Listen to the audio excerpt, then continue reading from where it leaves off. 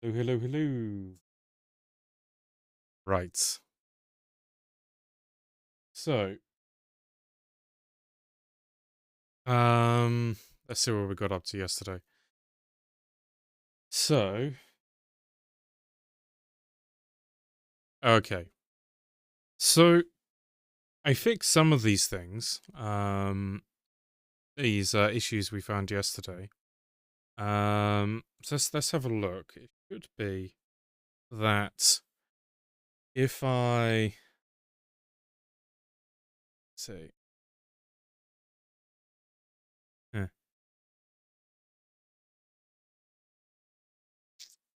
it should be about okay.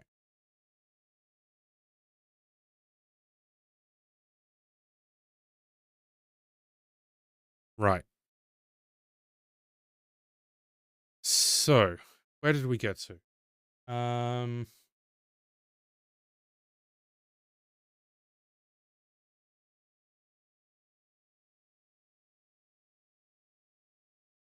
so Okay, so we found all these issues yesterday with the interpreter. Everything in the wrong place, right? So if I do air, go into interpreted mode, if I'm in the right repo.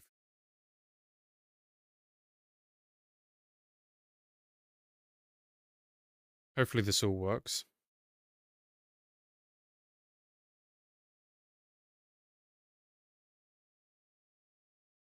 So we should see the link things now working in interpreted mode, and the reason is I need to change how I alt tab. The reason is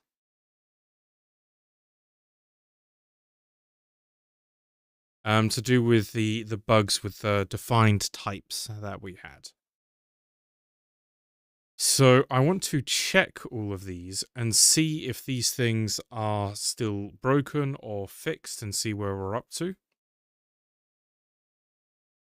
Okay.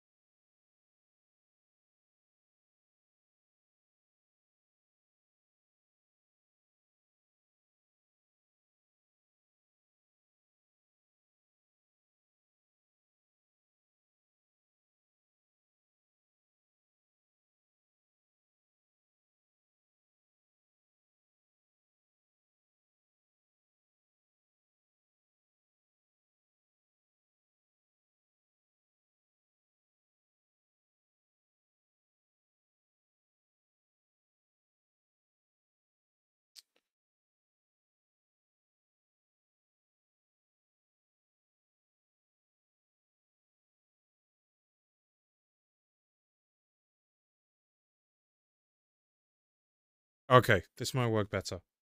Does everything like it's working?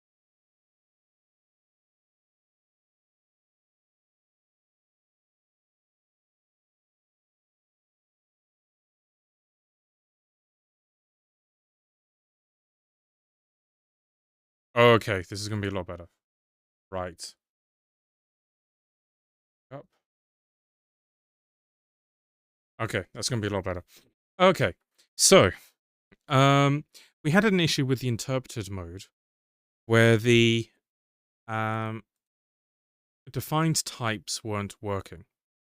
So let's just see if all of these things are working now. Let's see where we're up to. So we have our app, the auditor. Let's see how this all works. So we have the scan page, which is what we built yesterday.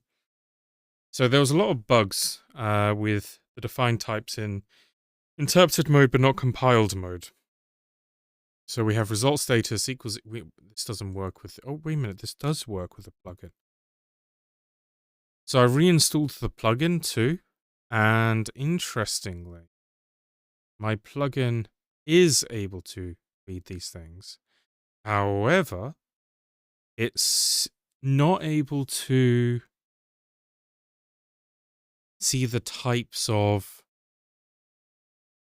the named type here. It is able to see that this is referencing this. So I don't know why reinstalling my plugin made that work, but now we're going to have to have a new file. We're going to say issues with idea plugin.md. Issues with idea plugin have high priority, low priority. So I think for the high priority, is this a high priority? Well, I mean, probably not. But let's copy our stuff. So if you create a defined type like this, how did I do it? I numbered them. Let's keep that same format. Then in the IDE, do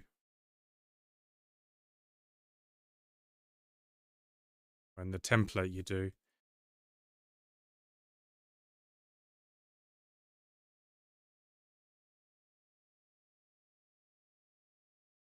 I would have thought that. You know, so there we go.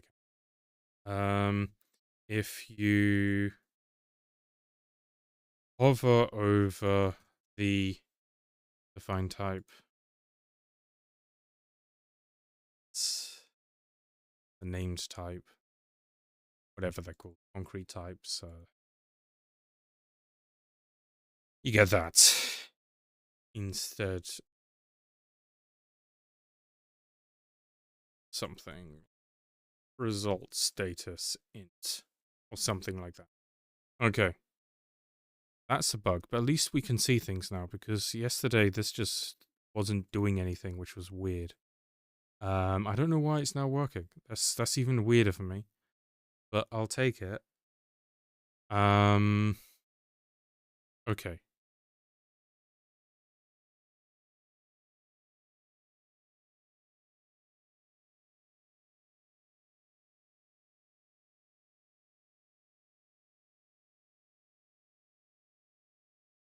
So, let's have a look at which one of these things works or doesn't work. So, we have this.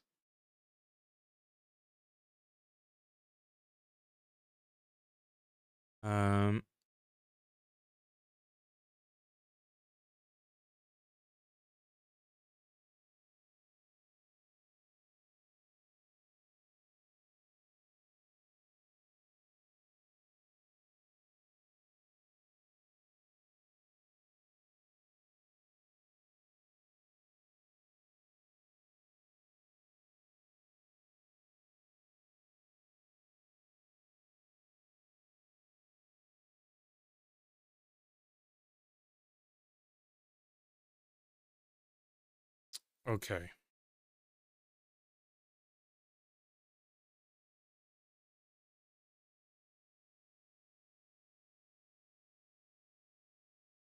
So now it works. Let's see which things do or don't work. So yesterday we tried to do weird things like, is the result state, well, first of all, one of the things we tried to do, all these things should work. I just want to validate that they work.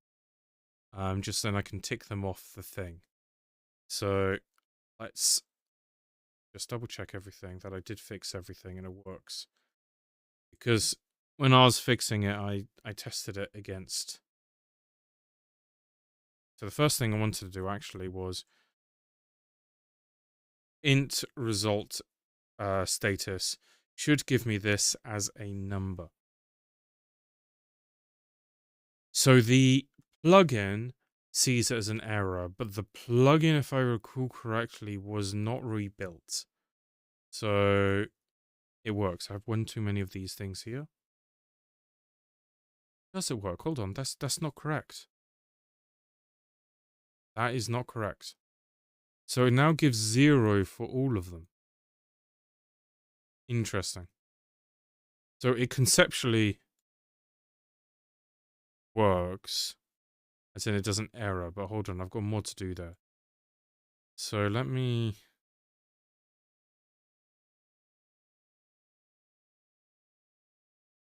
see if I can find the bit.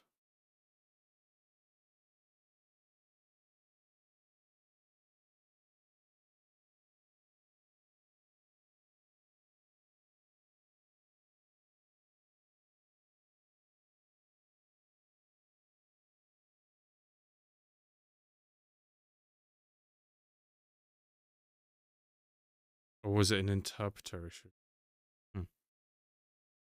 Let's see what we have for the result status. Let's see if this one works. That might still be a bug. Result waiting 1. How did I test this last time? The scenario? Status.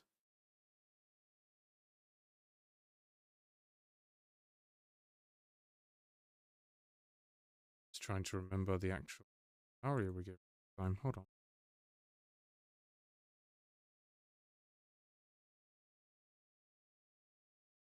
Oh yeah, of course.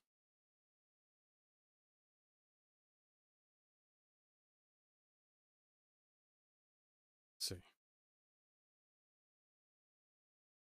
Need to get back into it. My brain was firing on all cylinders yesterday. So result status 1, which is what this was, right? So if I make this, hold on, if I just get rid of that, then you're not showing anything anymore. You're showing that. Yeah. So that now works. You can reference them directly like this.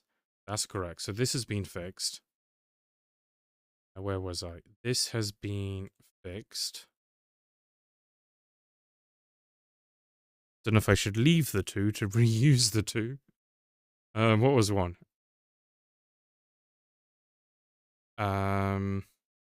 This was if you wanted to print it as an int. It didn't let you do so.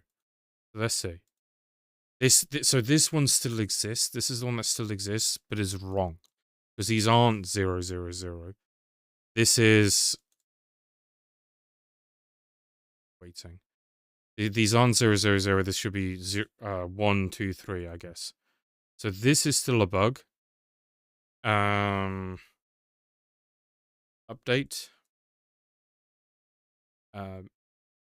Instead of throwing error, it now throws... doesn't throw. It now prints 0 all the time. Right? Yeah, that should actually just straight up just print the actual integer there. So that's broken. That's still there. Number 3.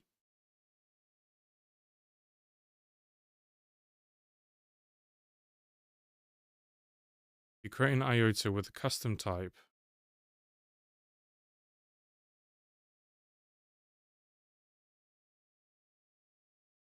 Yeah, number 3 was I wanted to be able to string it. So I should be able to do this. Let's double check. Let's see what happens.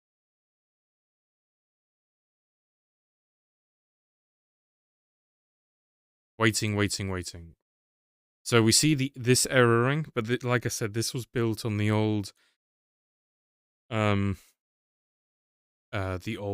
need to rebuild the LSP. Well, the LSP has been rebuilt, but I need to rebuild the IntelliJ plugin so it can use the new LSP. But this has been fixed. This has been fixed. So we can now free up 3.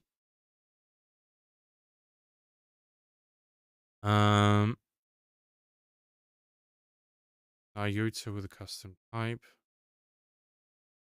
If you create an IOTA, what's this one?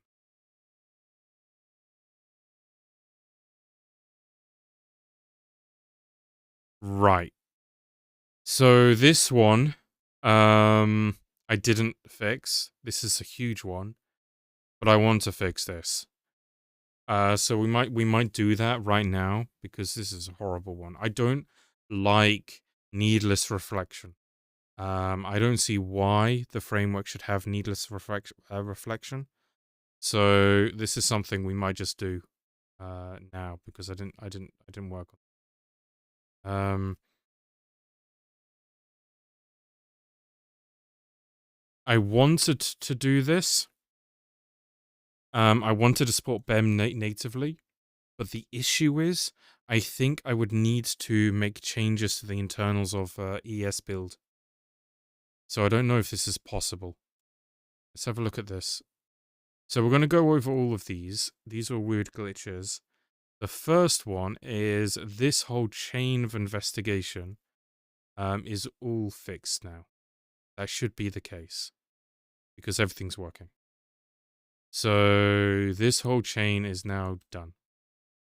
Yeah, we fixed this. And I looked into this. It's not a real bug. That's not a real bug. It's just because it says panic at the end of doing a fatal return. So that's just, it's not a real panic.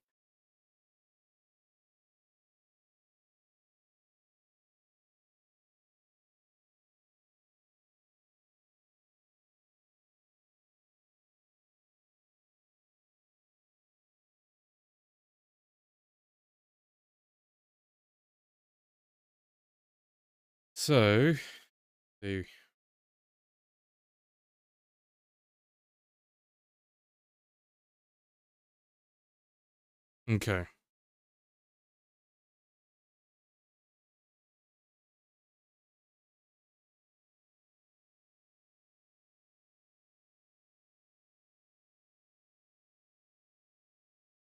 Right, so that's not a real panic. I think I fixed a few of these. This one, we're gonna have to try and research what causes this mysterious stuck state a bit more. But let's see which one of these works. So if I now try and do a 404, it now works in interpreted mode, so that's good. 404 now does work. Can't watch CSS files which are created after starting the server. We might try that in a bit. Well, maybe we'll just try right now. So can't watch CSS files which are created after starting, well.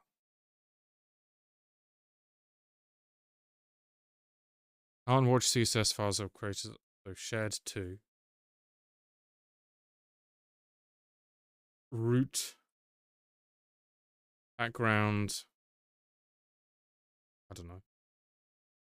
Put a star here. Does this work? Background. I guess I didn't need the root part. Red. Important. Let's see. And then let's go to scan.pk. And let's see if we can import this. Shared to. Does this work? Go to the right page. Whoa! That's a lovely color of red. So this now works.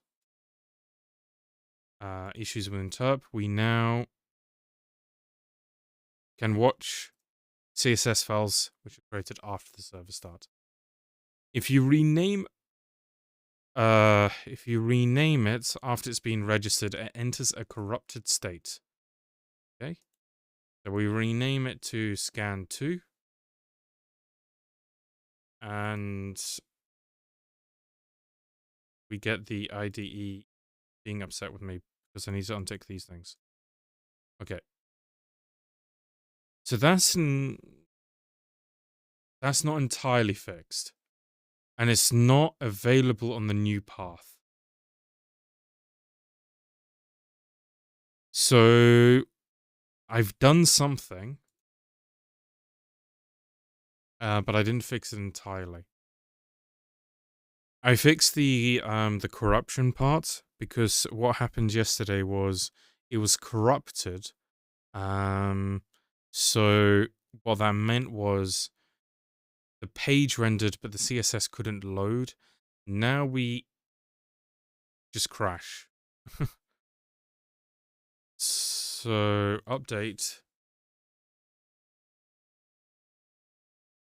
How did I do this? Just doing my update. Let's do it like this. Update. This now doesn't corrupt, but it gives a 500 error code because the probe fails. Error probing page. So what the probe is it's it prefetching the page, because what you can do with modern websites is you can prefetch metadata about the page. For example, I can say, I can tell the user ahead of time, this page will send over. This page depends on certain dependencies, so start downloading it now before I give you the HTML, or before I've even rendered the HTML. If this file is created in a file that ends in... So I'm pretty sure I tested this. I'm just going to have to keep my eye out for the error message. I'm going to assume I fixed it, because this was that was a temporary file, I think, that JetBrains made.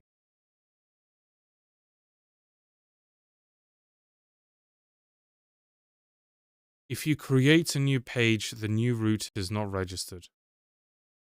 Well, I think we might still have that bug. Because, well, if I put scan back, does it... So it unbreaks when you put it back. If I now create just a whole new page called scan2, I think we're still broken. Did it say it was broken or that it 404'd? Yeah. Yeah, update still the case. I didn't fix it. So update is still broken. So we have a mysterious stuck state. So next time we enter it, if it happens again, we need to debug it, because restarting the server doesn't help identify it. All SVG assets must be available on server start or you get this error.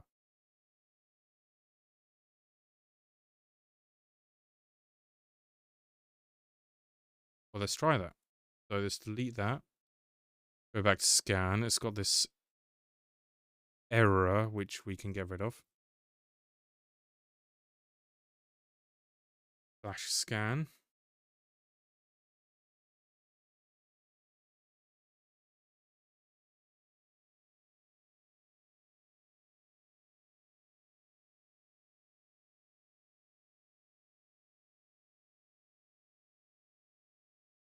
Right.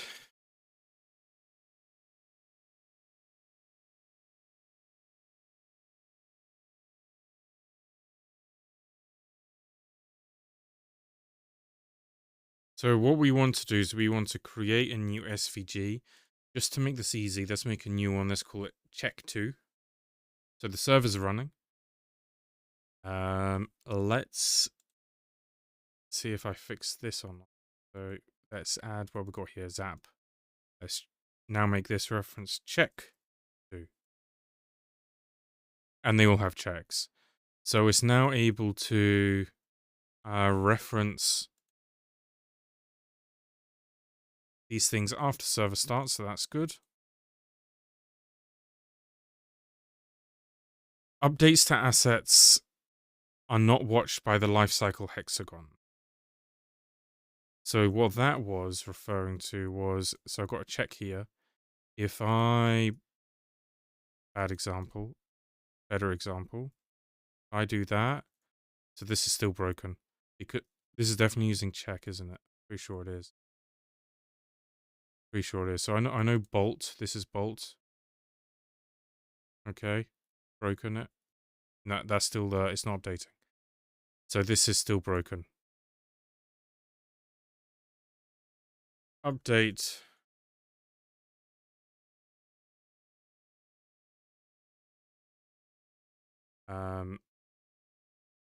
SVG updates are still not picked up.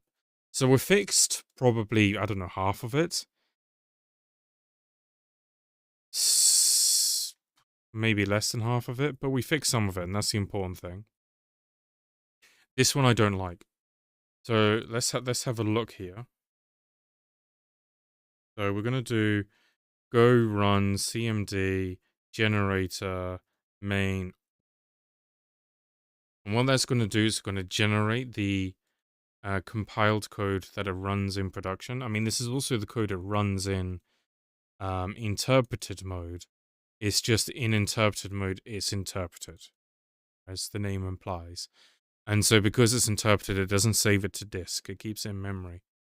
But this is the actual file it will run in production. So this is the actual code. So if we see, this is the scan page. So we have our scan page here, and it generates this Go code.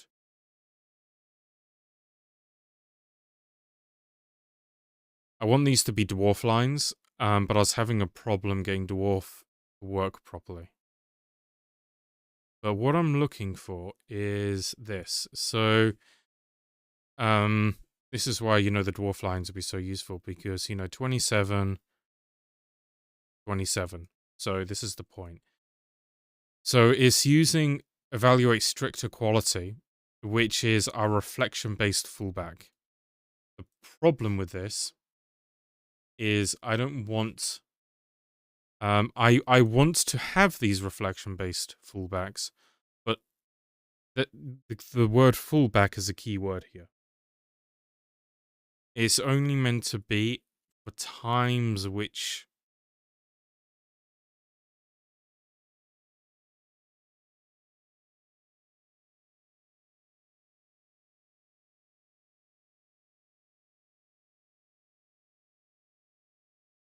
I don't know of a better way to do it. Because, for example, you see here with the loop and this if, I'm doing literal loops and literal ifs. I'm trying to have as little indirection as possible here. Because the more indirection you have, the more performance loss, the slower your web pages. So let's see if we can squash this.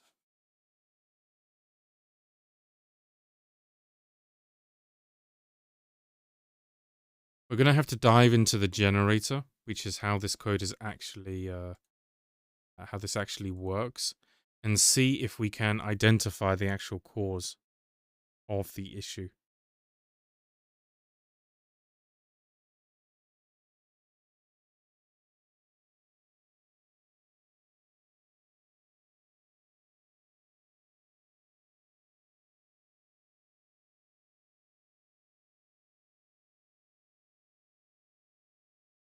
So this is the runtime facade. So the way that this works is, well, we have the facade here. The way that Pico works is we have the WDK folder, and inside of it is just made up of mostly facades, which points to internal code. And the way that the generator works is we have this package here called generator helpers, which is... helpers is a bad word, actually, now I think about it. It's helpers. It would make more sense if the package was generator runtime help, because that's the purpose of this package is runtime helpers for generated code to be able to do what it needs to do. And most of the time is fallback stuff, the stuff I wasn't able to identify at compile time. So we have evaluate strict equality here, and it tries to do a direct comparison like this instead of immediately going into reflect, because this is faster, but it's still slow, right? Even these are still slow. So how do I want to do this? So I think to begin with, what I need to know is what I'm actually coming here with. And it should be...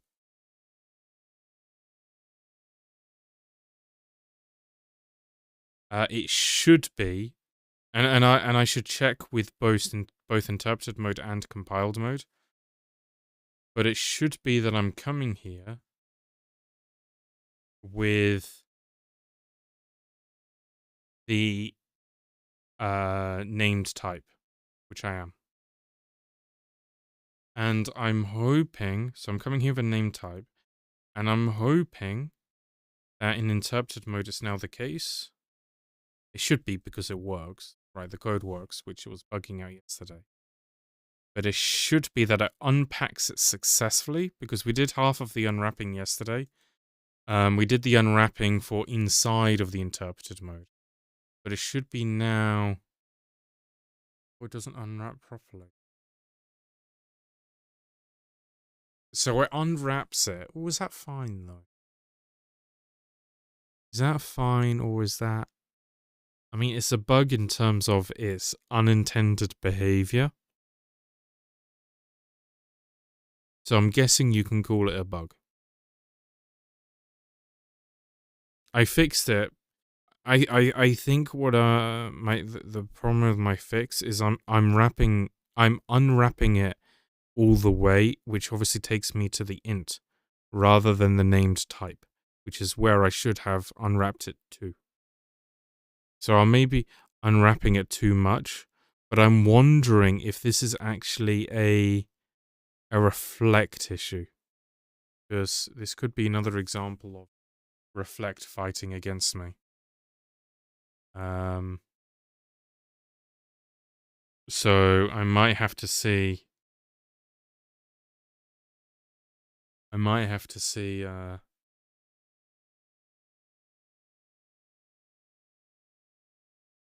I have to write it down. That's the key thing. I have to write it down. Because I guess this is a bug.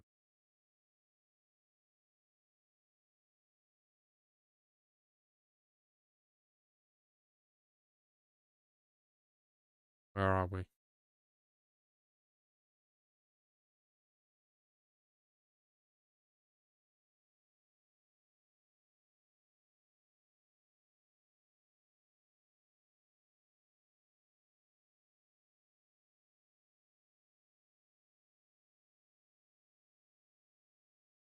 If you call a compiled symbol from the interpreted code, it will pass the type as int to the compiled symbol rather than results status int.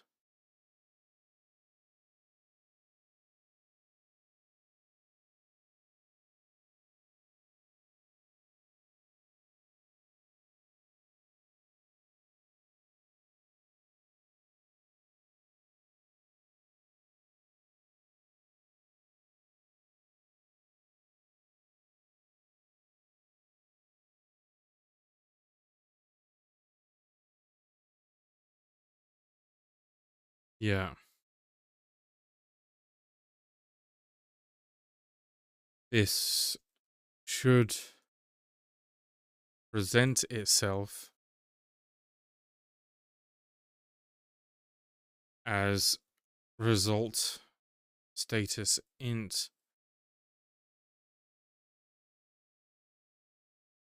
as this is the behavior child mode. I'm concerned that I'm going to have to keep track of because this might be the same issue with reflect, and I'm concerned I'm going to have to keep track of this type for Golang, which I don't know if I can do, but we have to make a note of it anyways. So, okay, so we know now that that's potentially a bug.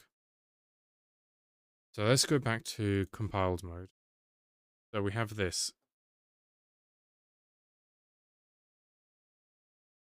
Evaluate strict equality. The only problem of fixing this right now is that obviously I lose the ability to easily debug this with interp mode. But let's see what we can do.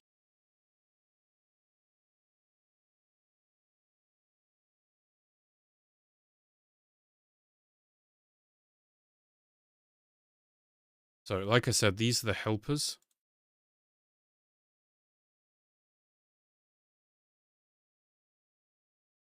This is the actual code emission. This is the actual code emission. So all of this is code emission, but this is the actual code emission of the actual, because there's multiple files it emits. This is the actual code emission of the AST page.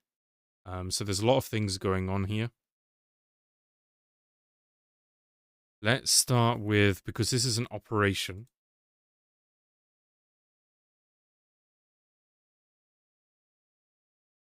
So we have emit.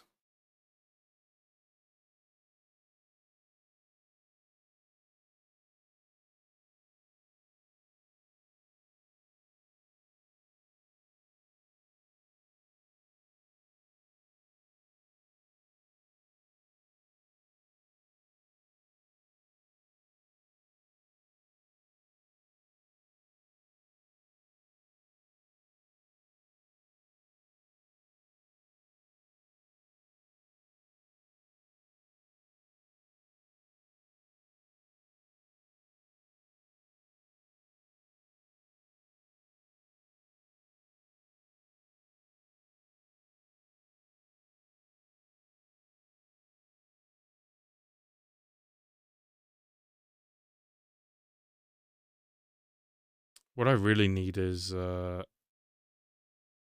this. This is going to help me a lot. Okay.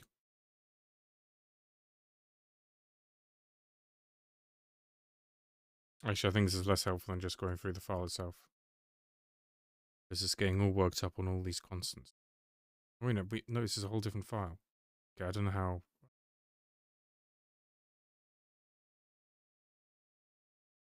I guess it was the package structure, not the file structure. I really needed file structure.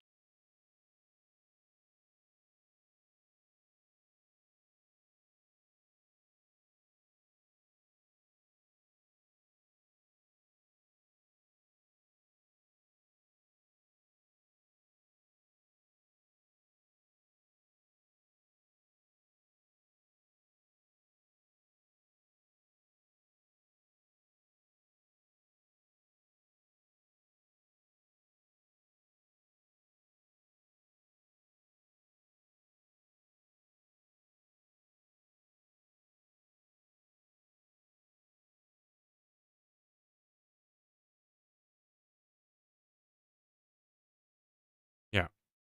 Okay. So this is when two things are equals. Then we call the helper.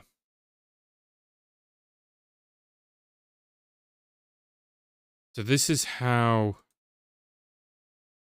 we determine to call the helper for strict equality.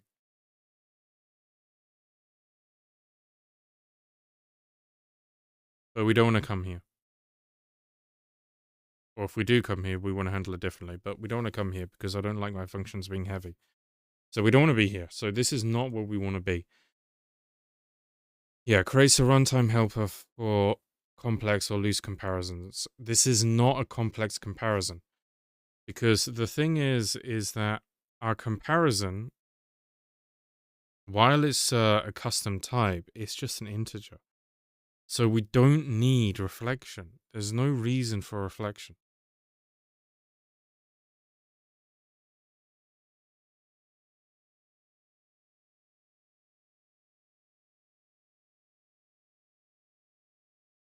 So where are you coming from?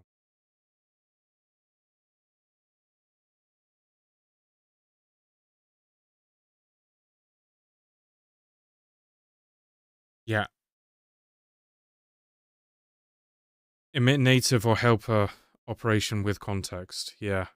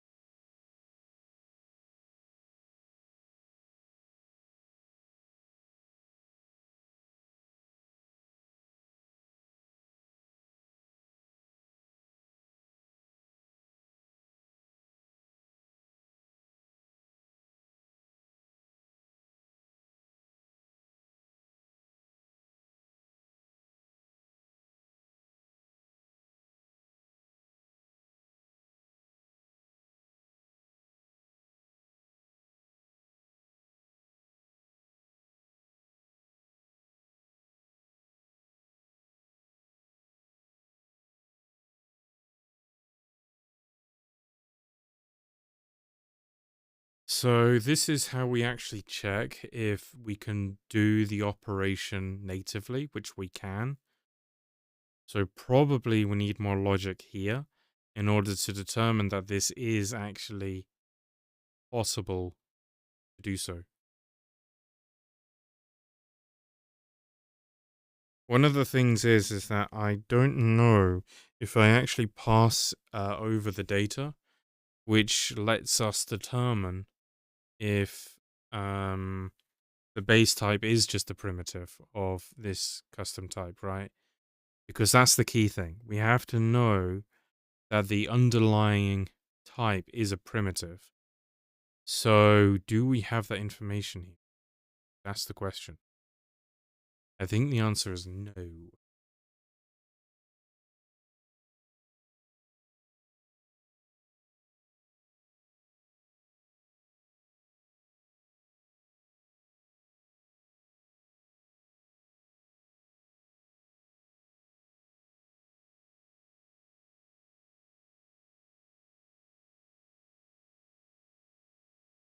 As type information. Resolved type takes us to the annotation. Is synthetic, is... That's the go AST expression. Does that give me the underlying type? It might. Go AST expression. The thing is I'm not sure I actually persist this data because the Go AST is not very serializable, if I recall correctly.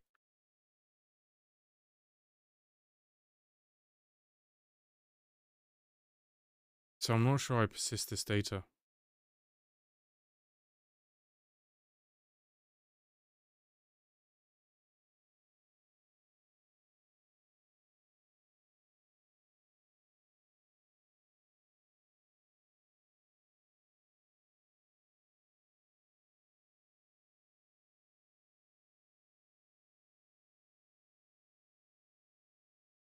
So it is a numeric operation, technically.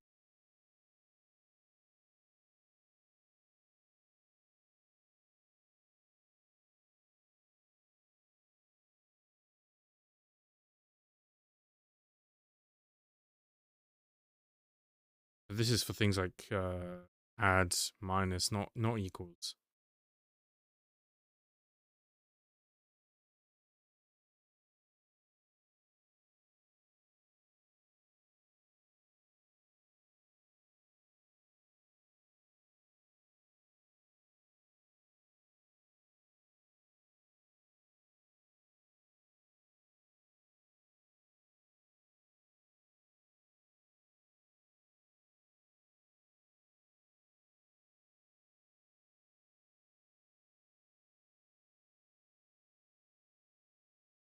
This is what we have available to.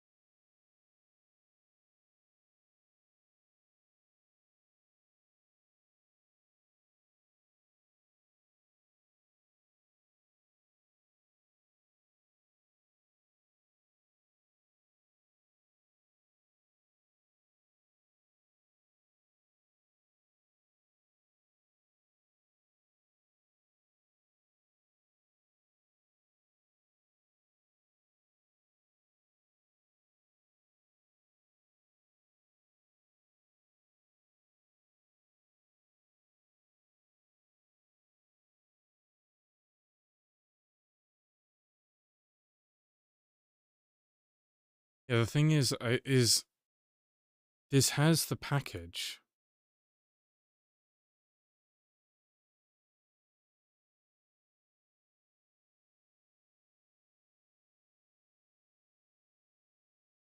I think I'm missing the actual underlying type. The underlying kind.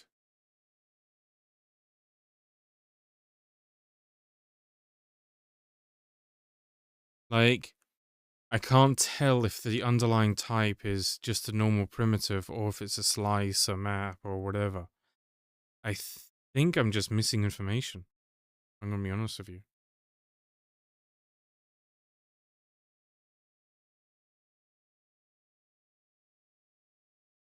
Which means if that's the case, then I have to be looking in the inspector. Sorry, the annotator. Because the annotator is the actual thing which populates this data. Which makes sense, the annotator annotates the annotations. And it gets that from the inspector.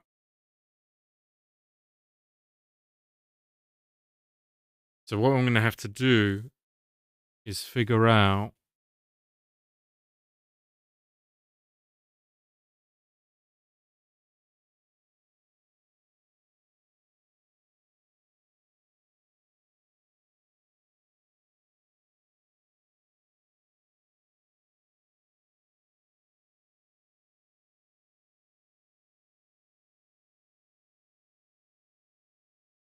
how we get this, the types initially, I think.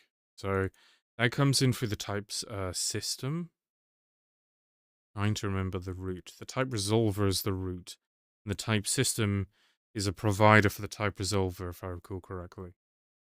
What I really need to do is I really need to create an architectural diagram because it's been a few months since I dove into this and I'm already starting to forget it. But I believe the type system is the provider for the type resolver, which obviously is what's interfaces with the inspector. I think that's how it lays out. Very cool.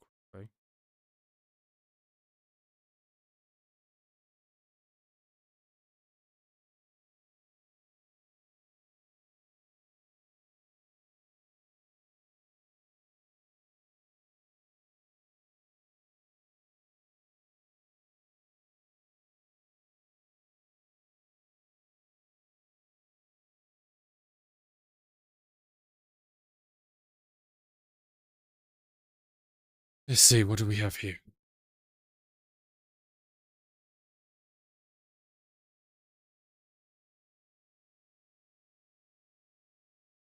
So these types were stringable,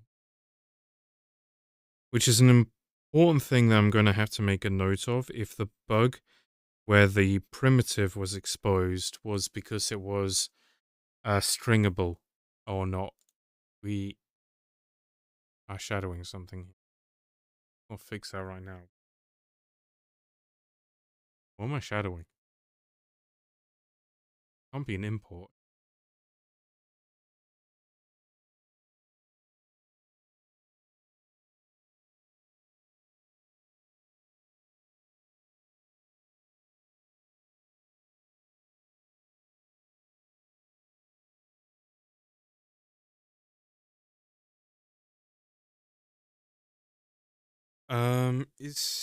Is the problem because it's stringable?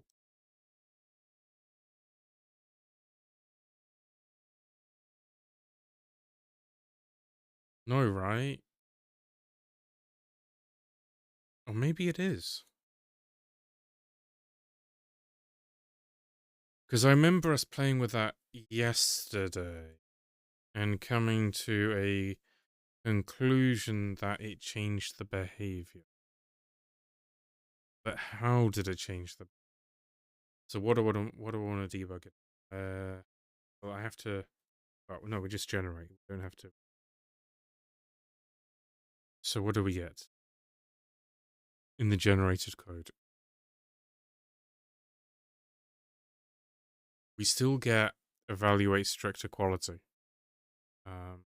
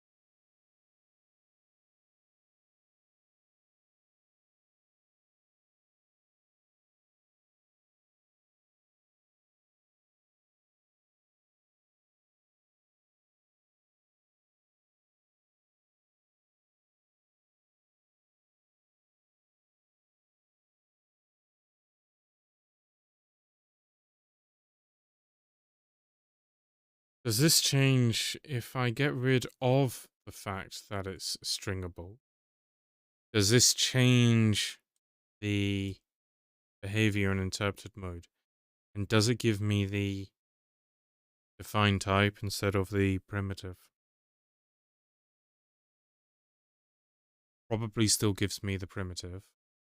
No, it still gives me the primitive. Because I remember that being a behavioral difference yesterday, because yesterday, if I recall correctly, it gave me the primitive when we got rid of the string, but when we had the string, it was giving me pico stringable or something like that, the adapter. So now it's consistent across stringability or not, but it's still a problem.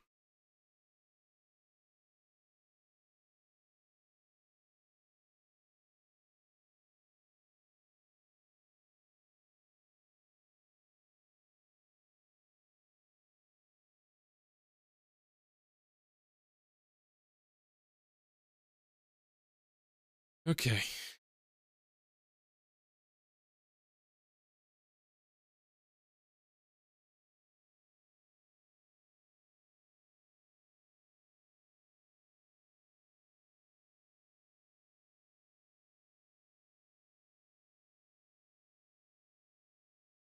See what I think it's because I'm missing the underlying type.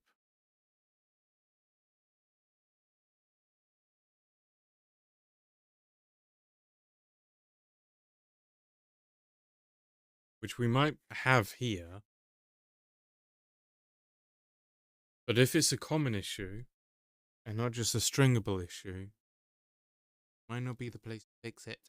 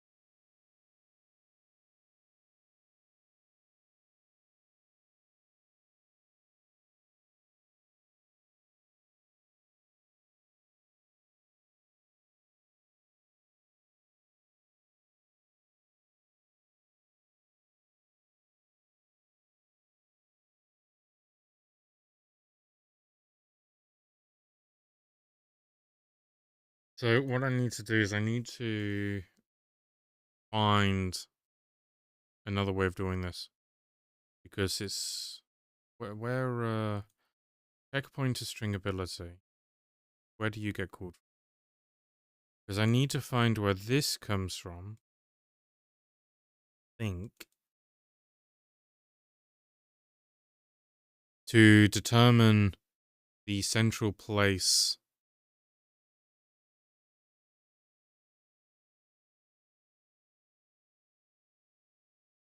Determine stringability comes from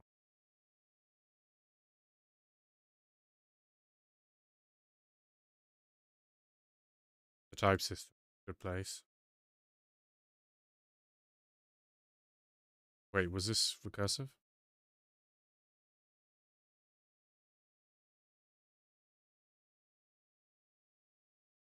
Yes, that was recursive. Okay.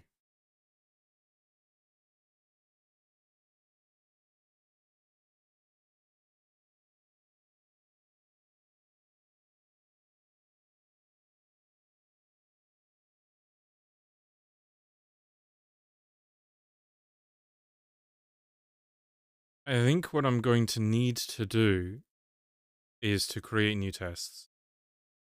Because tests will allow me to try to identify what has actually happened. And possibly use the debugger. So generate a test.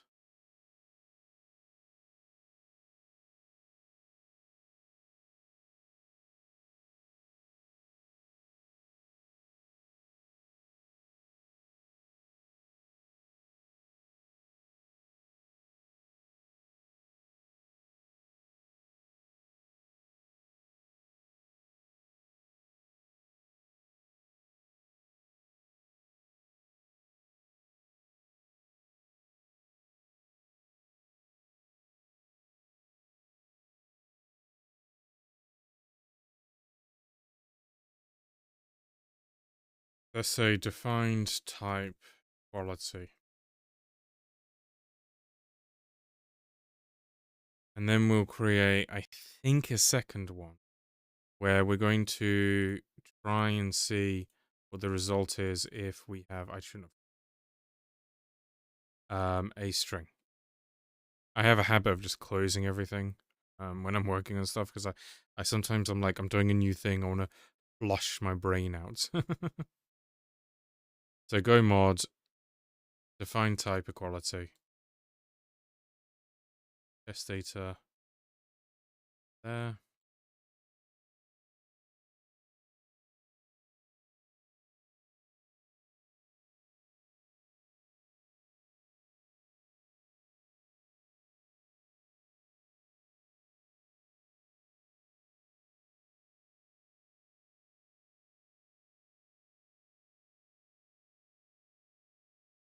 We don't actually care about partials for this one. It's not really a partial based test, which that's. What do we care about? We care about this.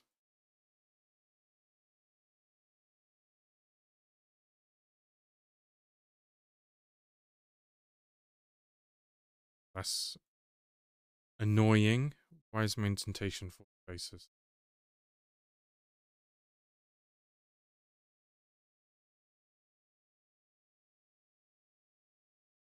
There you go. Okay. How do we do it here? We do.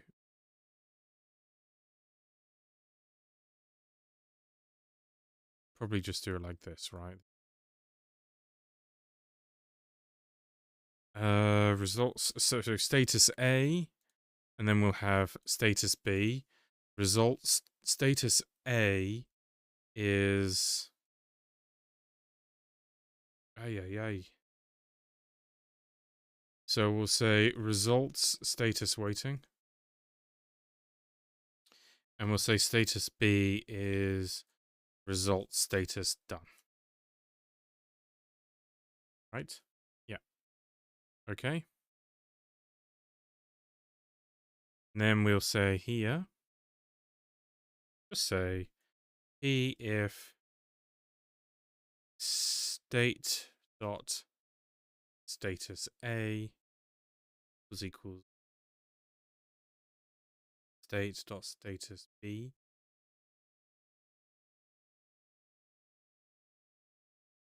Hello. And we'll do the same thing for doesn't equal. Hello. Exclamation mark. We'll be happy with a hello. Okay.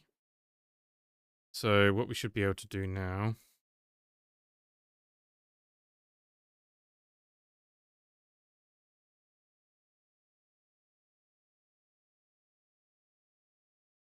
go test v run. Ay, ay, ay. This is 100. We're gonna have to.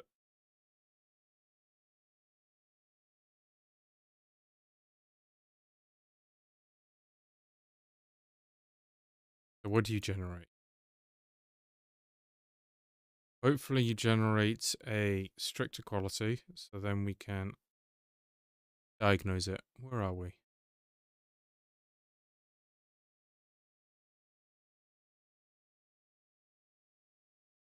What have I done wrong?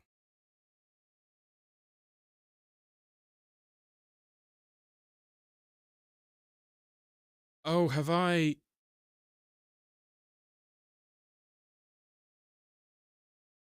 Wait, I've done something very rude. What have I done? Yeah, I just did if. I was wondering why it wasn't color coding it. I was just assuming that the plugin wasn't working properly for this file. So, okay, here we go.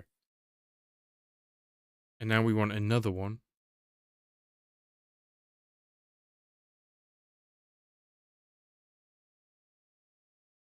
Stringable. Just to see if the behavior for stringable is different. I suspect... well, no. I know it's going to be the same now. But we want to make sure that our fix is the same for both of them. Oh no, wait a minute, this one was already stringable. So we have to change the Go mod. Don't have to, but is what I have for this test suite, but not for other ones. So here we go, back here. So here we go. So what I would want to do is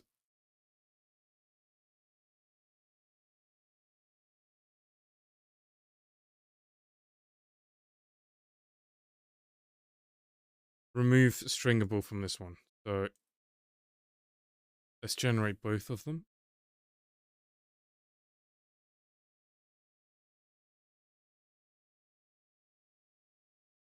And we already know that what the stringable one looks like because we effectively looked at it, but this one, yeah, so we still have it.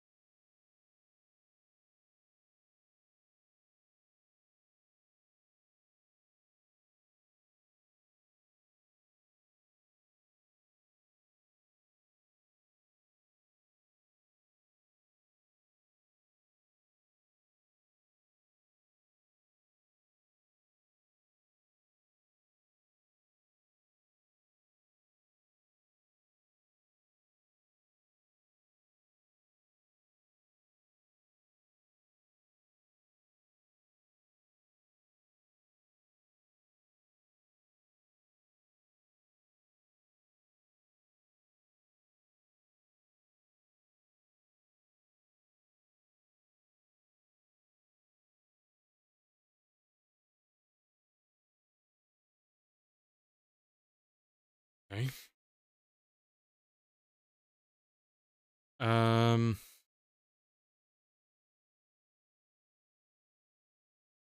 go back up to the...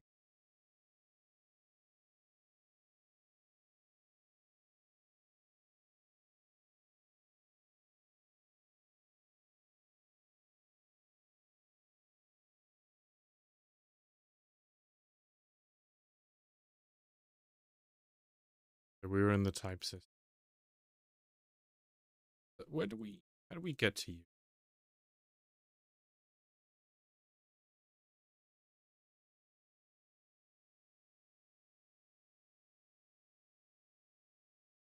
It likes this recursive call, doesn't it?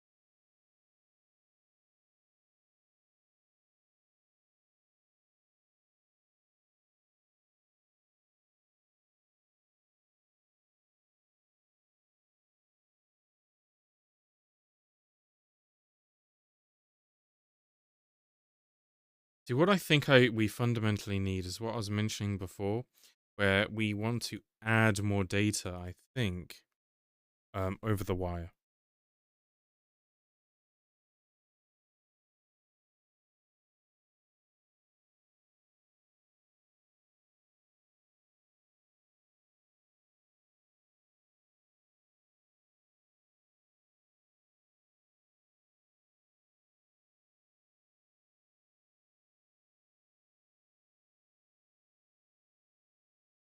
This is where we were with the resolve type.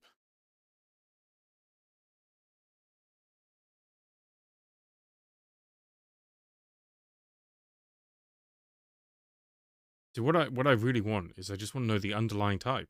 That's just what I need to pass over. I need to pass over the underlying type.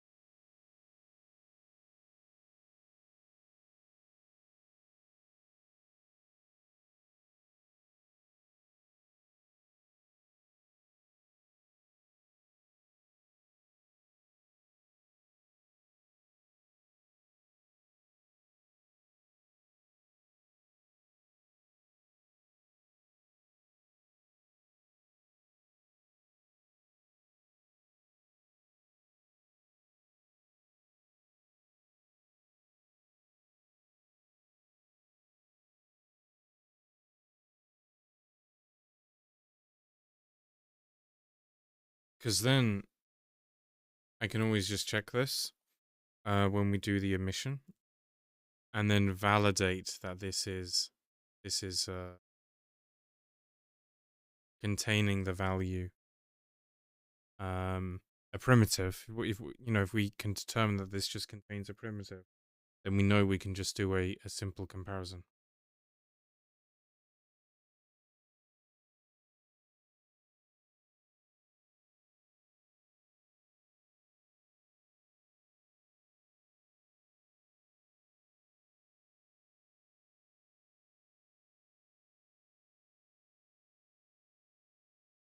But we have to find the right place to populate it, and we have to know what we're capable of populating it with. So I think I would like to be able to populate it like I suggest here with insights.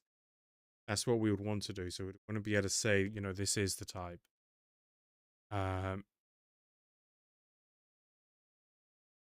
Which means if we're going to do that, we need to update the flat buffers.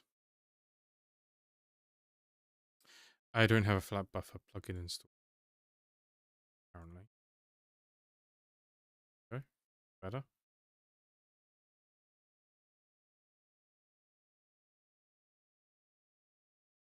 So where are we?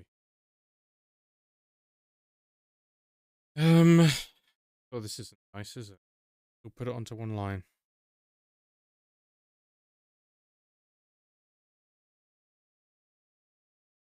Boy, one of those things where it starts off few things and add one thing at a time. Not a lot of things.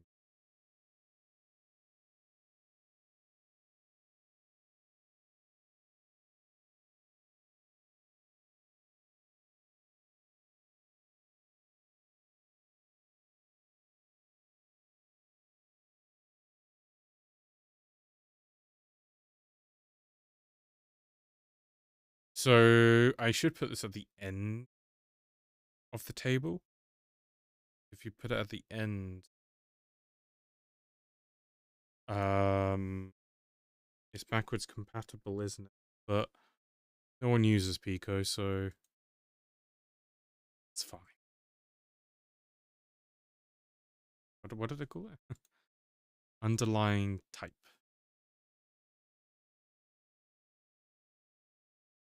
I don't know if it's confusing that it's a string. I don't know if string is the right type for it. But we should now be able to.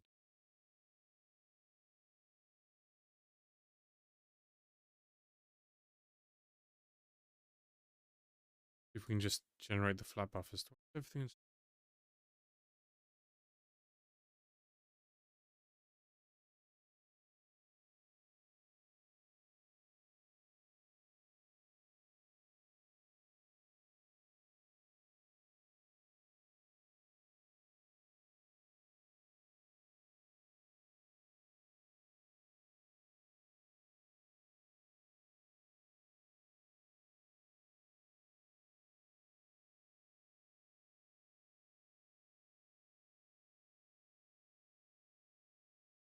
Which means.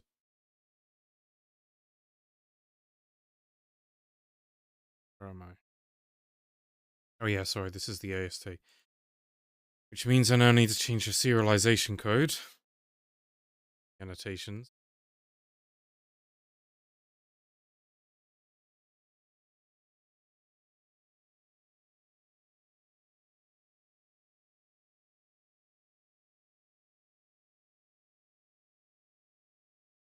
Net result type info. Build result.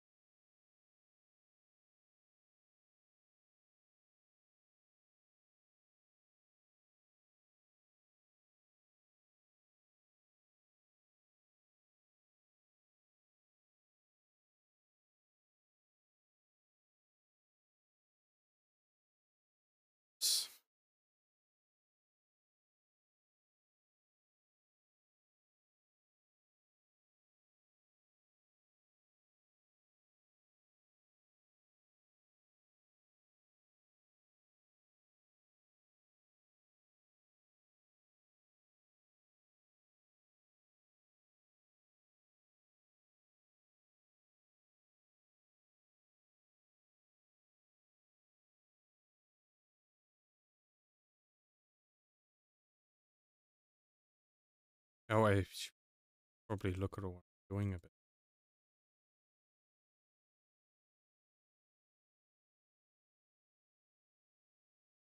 So that's the encoder. Now I need to do it for the decoder too.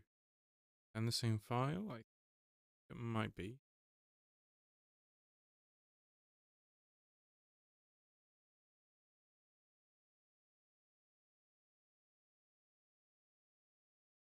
So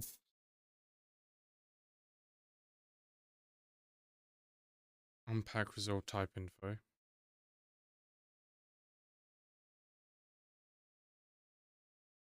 I don't like how I use flat buffers. I feel like I'm using very inefficient.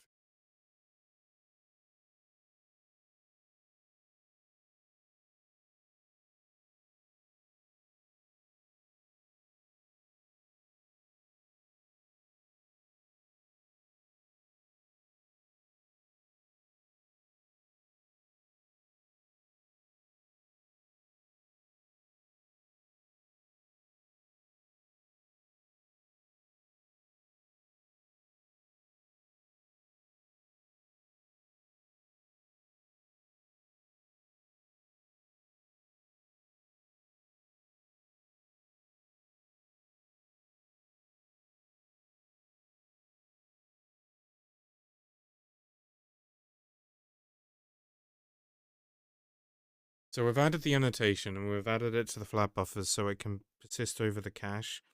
This is important because if we cache a page, because we allow the ability to cache the page at the AST level. So if someone wants to say cache a page, so someone sees a cached version of the page, then we need to be able to persist this. So we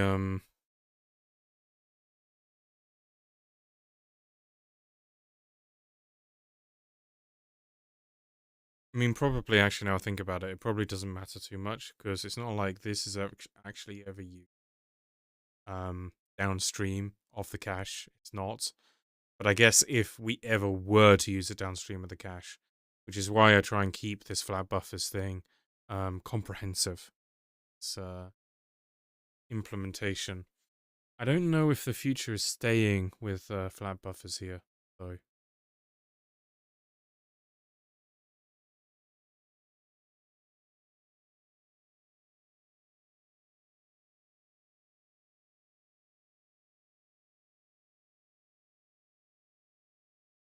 So we still haven't found exactly where to decode it. We did find where to print it, though, if I recall correctly.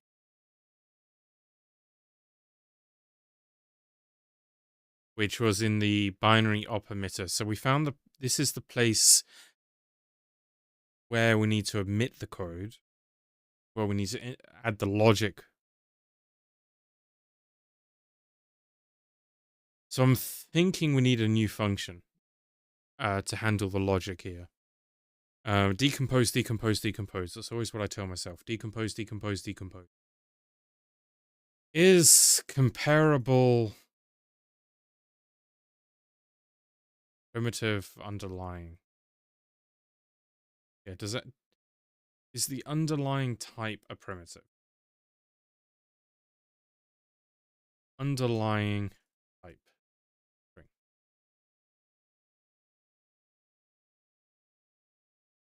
I think.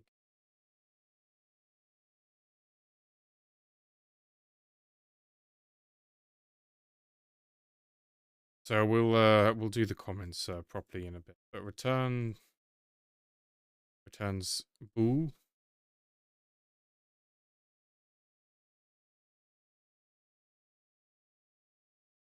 which is true if the underlying types are primitives. Underlying type is a primitive. Takes string, which is the underlying type, to determine if it is a primitive. Really verbose talking.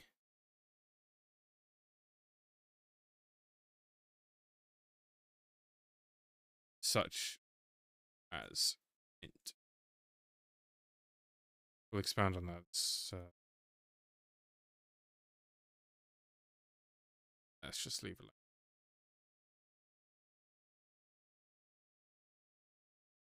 So we're going to prefer a switch in this situation because it's should be faster.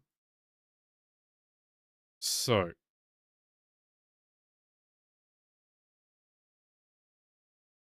well, the default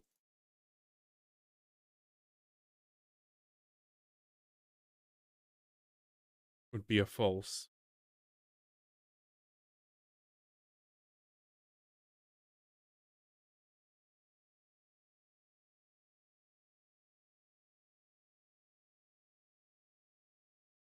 See, obviously I can write it out like this. Let's just do this for now. There's going to be a huge list here.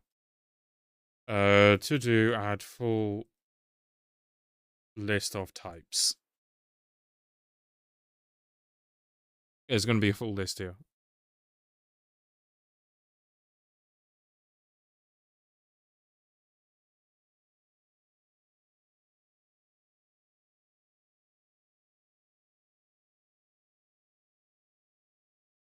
Is there stuff in the constants already for this?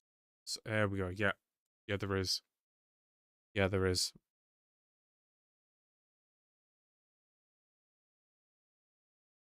Yeah. Do I have int here? Yeah. So it's going to be int, and then we're going to have all of the ints. So int so we have int 8. We have int 16. We have int 32. We have int64. Ooh, so that's all of the ints. Let's see what else we have. We have uint. We probably have the same thing again, where there's probably a uint. Yeah, uint. Uint. Uint. This is programming without AI. Uint. Right?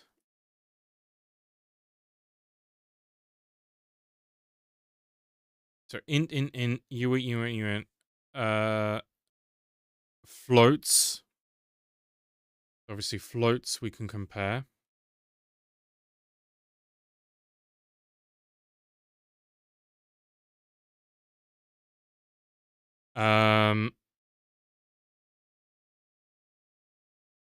Do we have complex here? Don't have complex in the constants. I suspect we are going to have to add a complex here. I'll let the linter tell me do it, because if that's the case, then yeah. So what else? Obviously strings. Can do a string comparison. So do I have string here? We have string. What are they? Bool? Runes? We have a const for rune? Don't think so. Rune? Do I not have a const for? Do I not use package? That makes no. Right. So rune. And of course byte. What else I've missed? Have a look at the constants. Got bool, we got byte, string.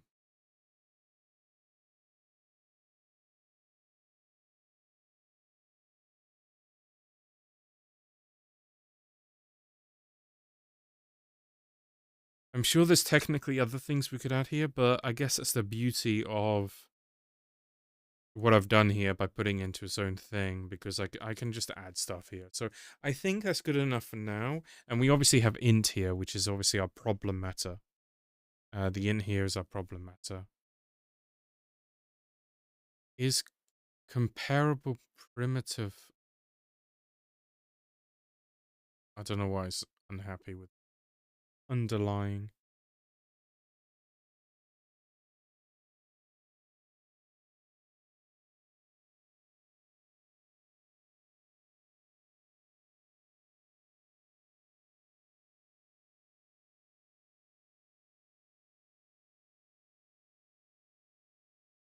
Okay.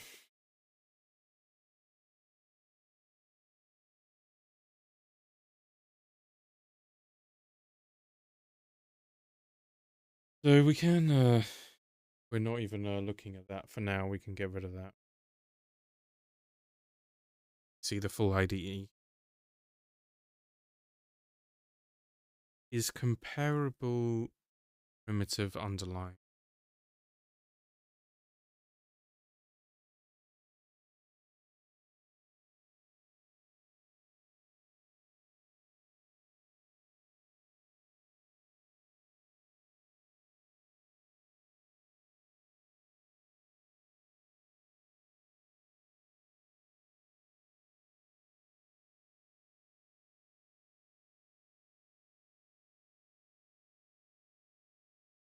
So we need to wire it into like here. So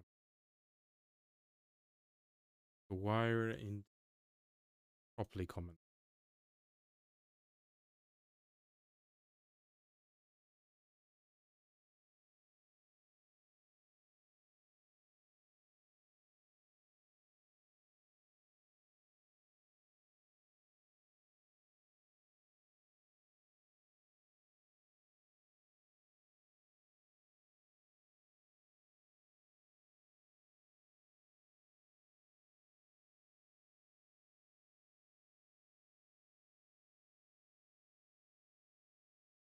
Types are comparable.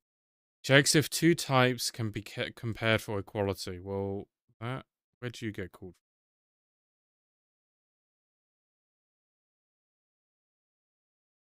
That comes from try equality operation. Does this come in through that?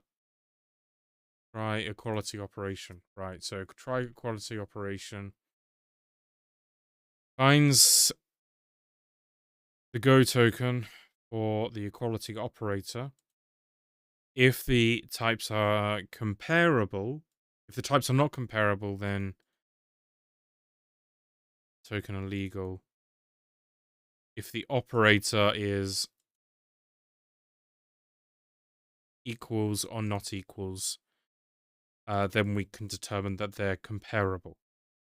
So that makes sense, because obviously you can't do greater than or less than on a string. So this is just checking if you're doing a equality operation, which is what we are doing. Which, if I wire it into this, does this mean if you do lower than or greater than, then it wouldn't work? But then again, maybe I shouldn't care about that for now, because that's probably niche. So that's probably niche. So types are comparable. So we have to say that these types are comparable then, I guess.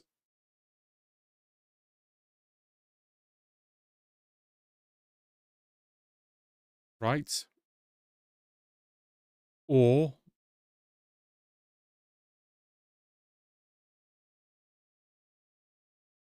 so I'm wondering if I want to call my method directly here. Well, no, I can't call my method directly because my method is obviously the underlying string. So what I need to do is determine if the left and the right is comparable. So I need another method to determine if the left and the right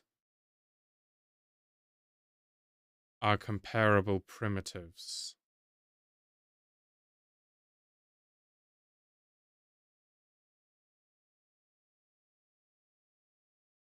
What?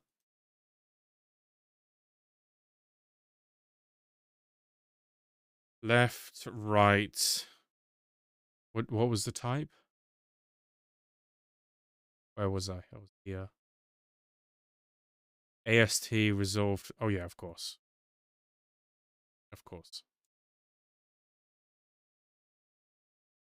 Yeah, that's our type. Yeah, that makes sense. Okay. So obviously if left equals nil, we have to put our protection in place first. Right equals nil.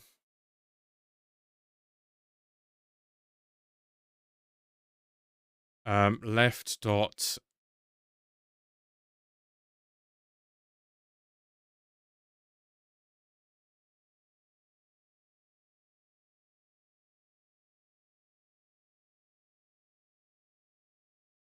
let's just keep it like this for now.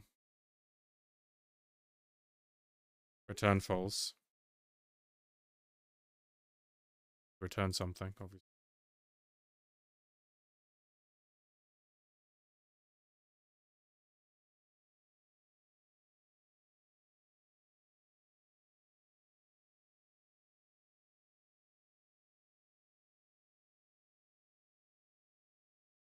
So the thing is that you can't just compare.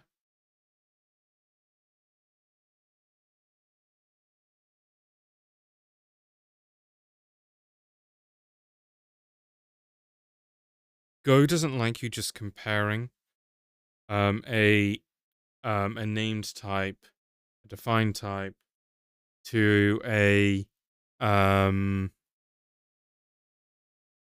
primitive directly. That gives an error in the language. So what we will need to do is we will need to determine that these are. We can't just do a comparison of the underlying type. We have to first determine that these are the same defined type, I think. So Is it the same package path?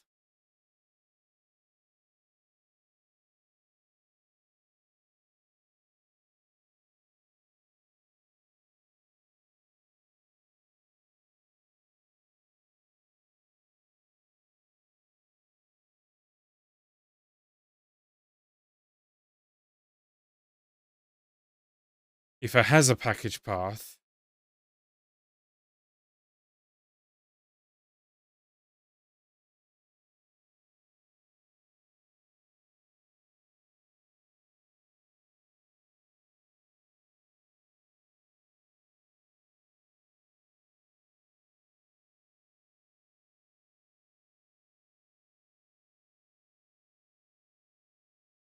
yeah, because we want to know if it's a defined type, right? That's the whole point of this conversation, right? So it needs to have a package path, and their package paths have to be the same, right? We need a package path, and their package paths have to be the same, or otherwise we're not dealing with a defined type. We're dealing with a primitive or something, and this flow isn't designed for that. And they have to be from the same package, because if they're not, then they're not the same type. So the same concept again. So we're going to have to validate that it has an underlying type, and that the underlying type match. If they don't, it's false.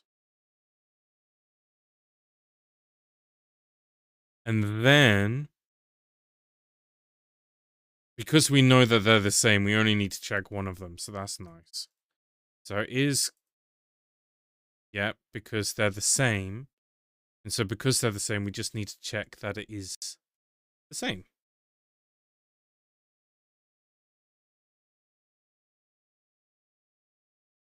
Do I just return true now? Return true? Have a think for a second.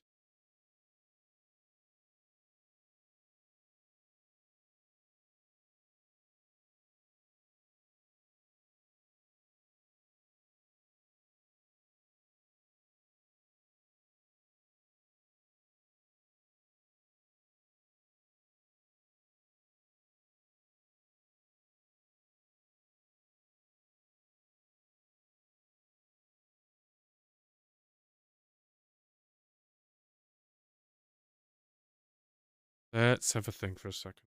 Do I just return true?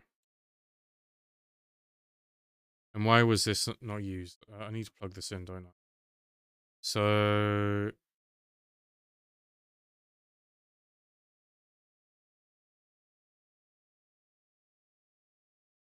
well, I've forgotten my point. It's the point that's returning the error. So we plug this in, say left and right.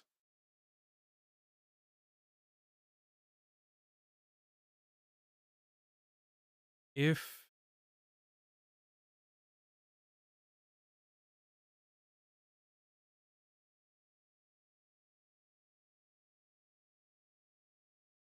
how am I doing these checks elsewhere in this file?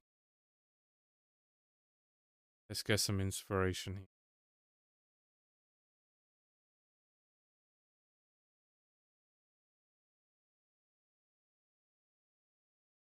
Because this isn't a bad idea, actually. Getting the Go string representation of the type. Yeah. Yeah, this will help validate that they are the same type, because that's the thing that I'm missing. I'm right now, I'm just like getting a rough feeling that it's the same thing. But I probably need validation that it's the same thing. That is that? I think that's a fair statement.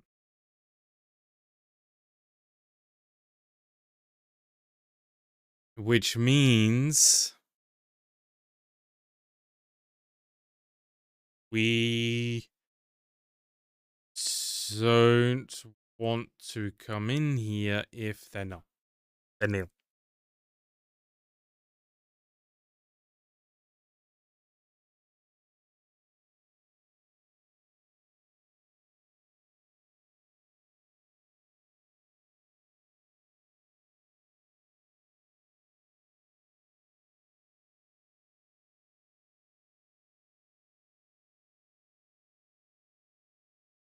Okay.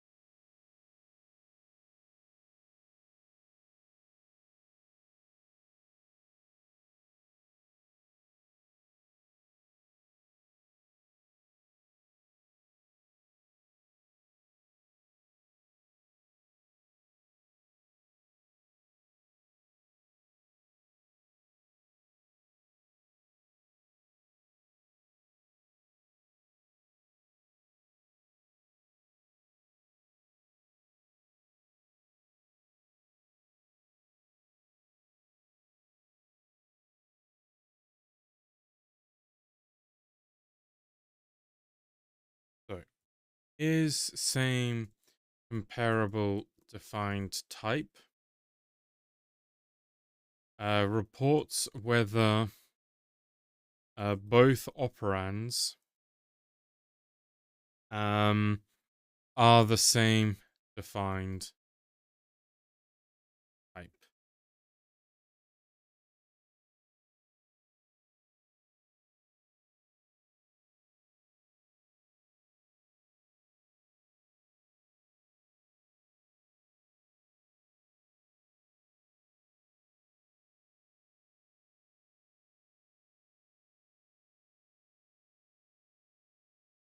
And whether their underlining and validates that their underlying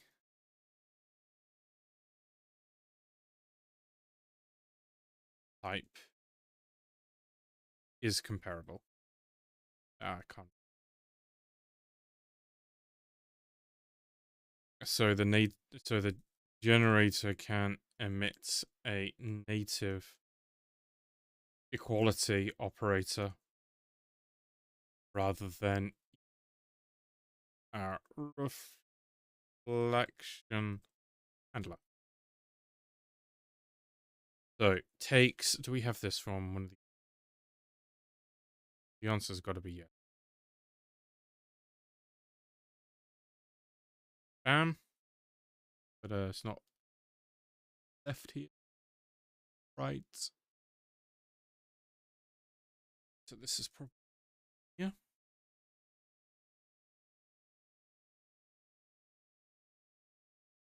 Returns bool, which is true when both operands are comparable.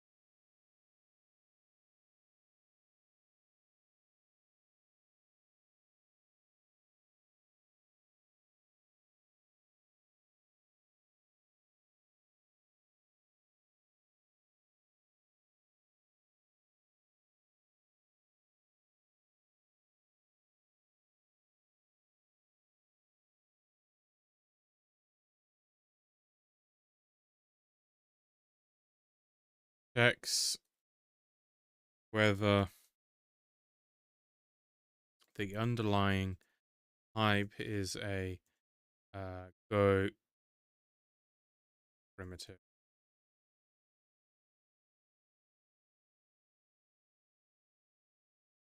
which is fit for equality, for native quality checks.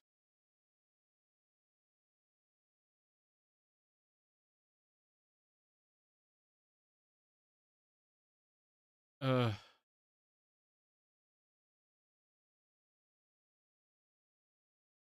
oh,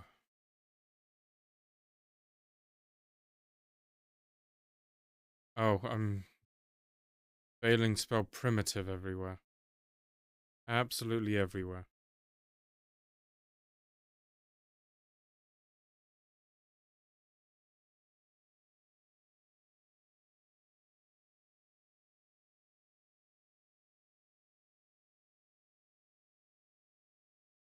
So I think that that's the generator done.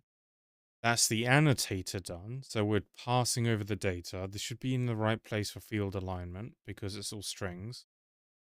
So that should work. We have the flat buffers linked up. So now, if I'm not mistaken,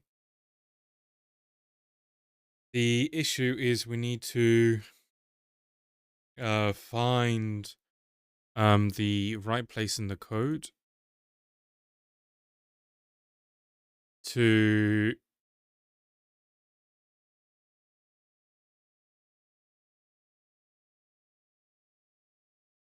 do this check. So we determined it has nothing to do with stringability because it happens regardless of whether or not you have the string thing on or not. So the bug where it was behaving differently with string was specific, has already been resolved, and that was yesterday. That was all specific. Now I was wrong before when I said the type system consumed by the type resolver because I'm just noticing the type resolver, the type system is just a part of the type resolver. I think this is like a mega object. This is probably a god class.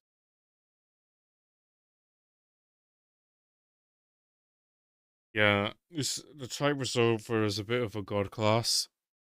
So realistically, that should be separated. The type system should be its own set of classes, so it's more testable.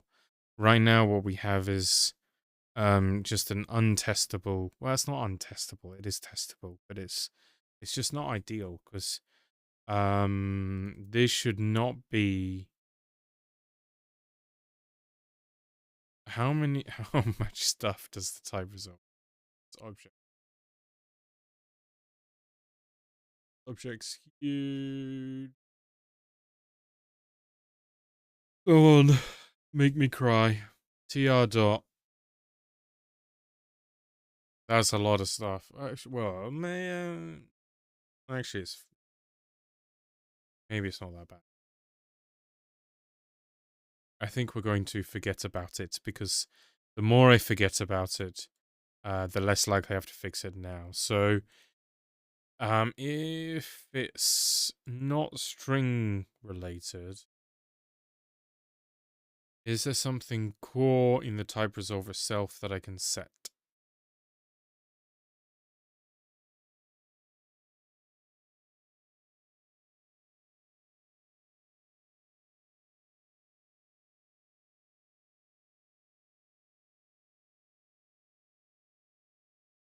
There's something core I can set.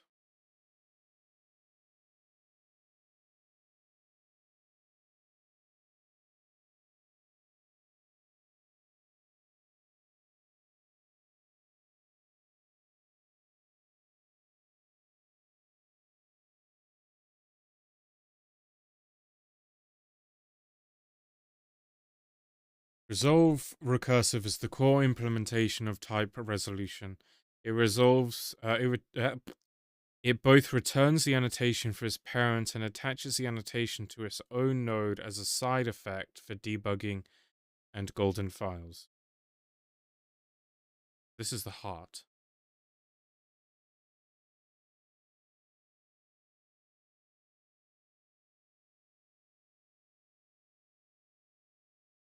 Propagate annotation. This seems like a good place. Propagate annotation sets the given annotation on an expression and all of its child expressions that do not already have an That all, sorry, that do not already have an annotation. Navigate annotation. That do not already have an annotation.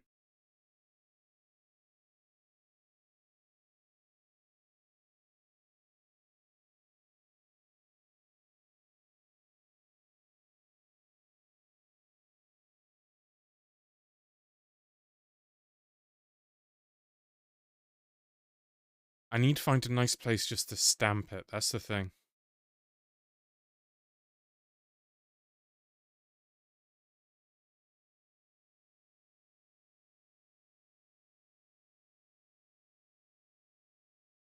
I think we're in a good place right now. We're getting close. Where did I come from? Getting close to finding it. Is it dispatch expression type?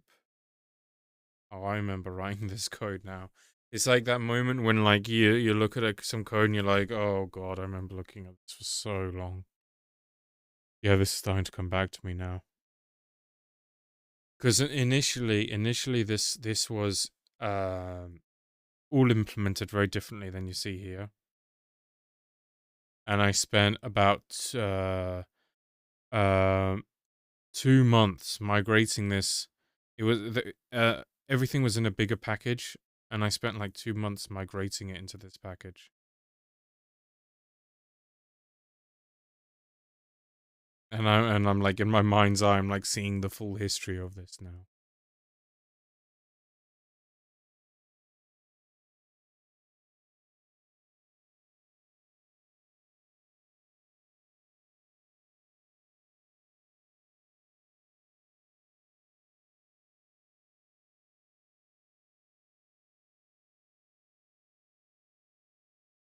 I think what I need to do is I just need to stamp it. Just trying to figure out the best place to stamp it, but I think we just need to try and stamp it. If we just try if we try and find the right place to stamp it, I'm concerned it's gonna take us 25 years. Stamp underlying type.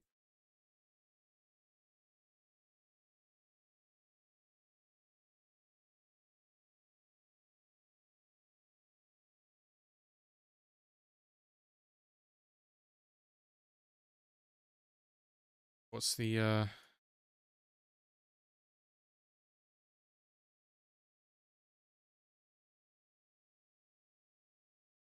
copy too much?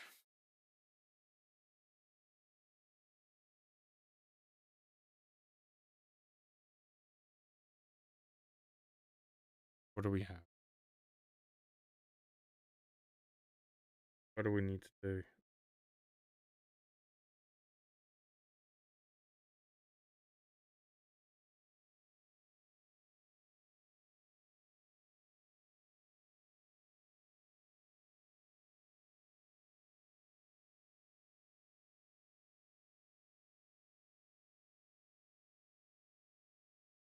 So I might take a break for a second, or a think and a rest.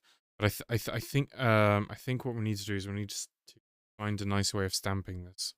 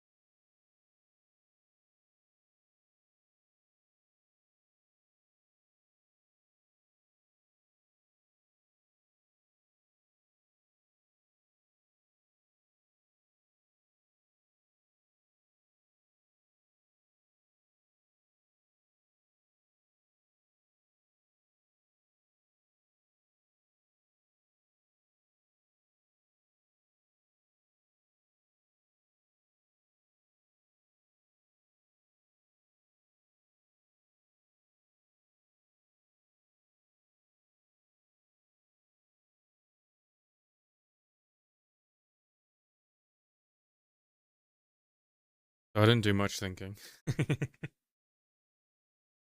At one point, so on one hand, I want to just stamp it here. Thing is, it feels like this is this ready for dispatching.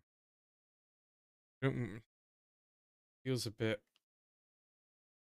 ugly.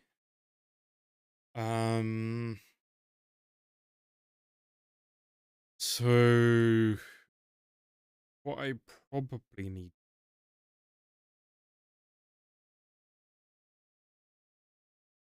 is find out how this even comes to be. How does this come to be?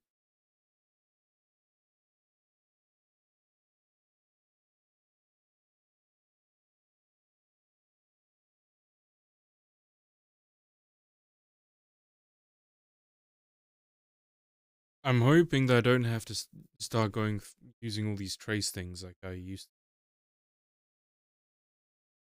I don't even know if this log setup here even still works. What it used to do is it used to, whenever I'd have generated code, I was using this a lot when I was building it for the first time. When I was, whenever it generates a Go file, it would generate a log file next to it with the audit, I guess you could say, of how it generated it. Well, it's not the actual generation as such, because the generation was always the easiest part, but how it compiled the type information and stuff. So we're looking for what I'm concerned I have to do is I'm concerned that I have to do this in loads of places.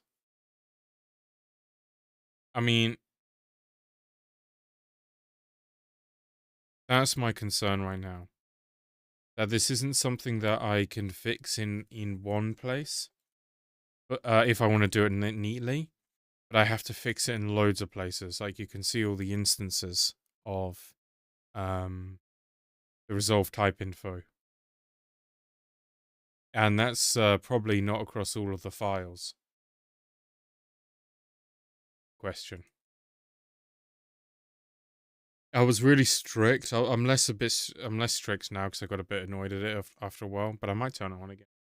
I was really strict with exhaust struct when doing the annotator, just because of how fundamental most of the bugs I was having when I was building this initially were because of me forgetting about field stuff like this.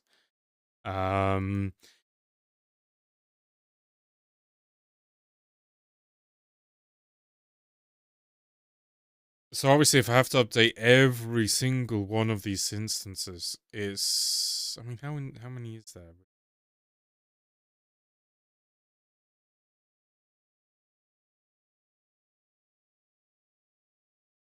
I mean, most of these are tests.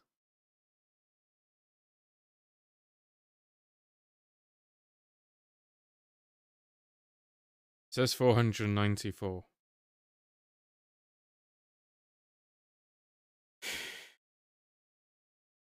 But how many are tests? I mean, 167 here are tests.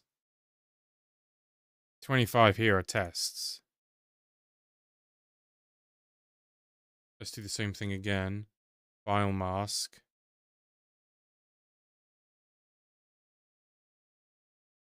You not do file this?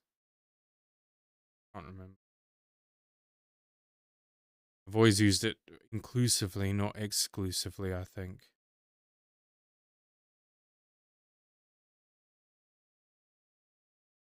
You probably can, I just don't know how.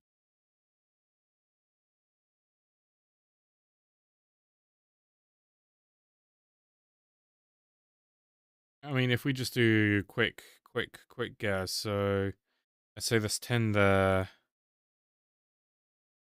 10 there, 20. Let's say there's 10 there. Let's say there's 10 there. So I don't know what I counted that to be, but let's say 40.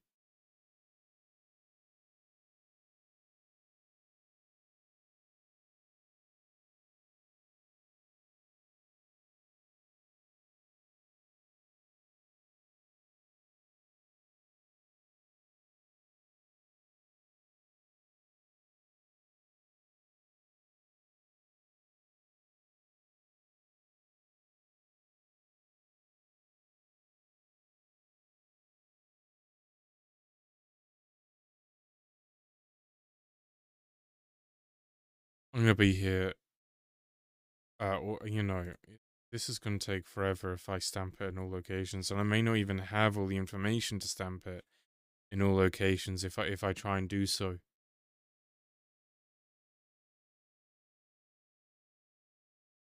I think that's part of the problem, right? Where was I?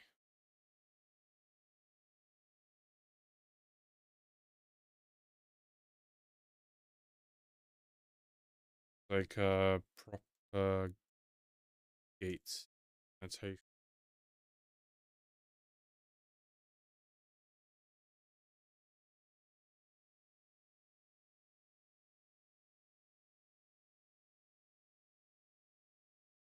I feel like this is a hack.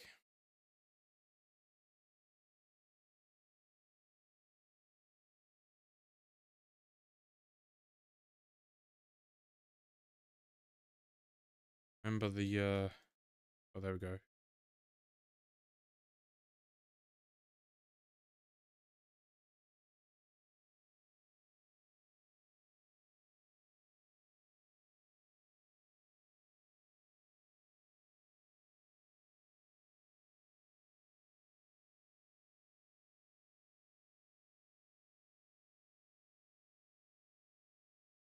Okay.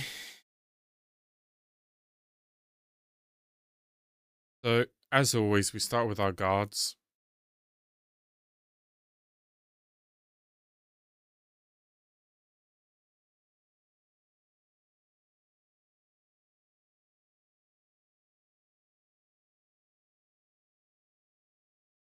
Let's do it like this. Start with our guards. If we're stamping, we don't need to return anything. Did I write that? Did that autofill?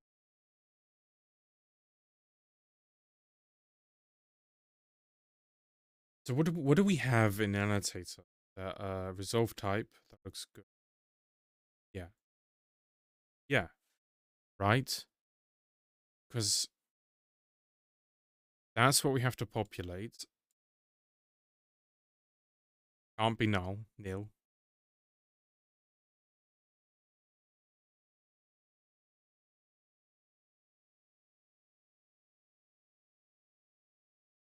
So our type info is what we have here in resolve type.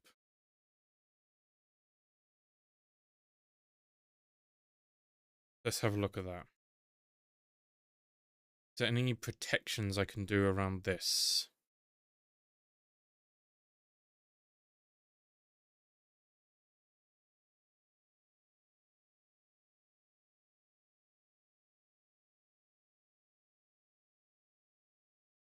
Because what I need to do I do this anywhere else? I need to, in my inspector, the inspector is so the type resolver, the types resolver system in the annotator is I don't want to use the word facade here because it's not really a facade. It's a service that sits in front of our inspector. And what the inspector does is it goes over the Go code base and it analyzes all of the type info.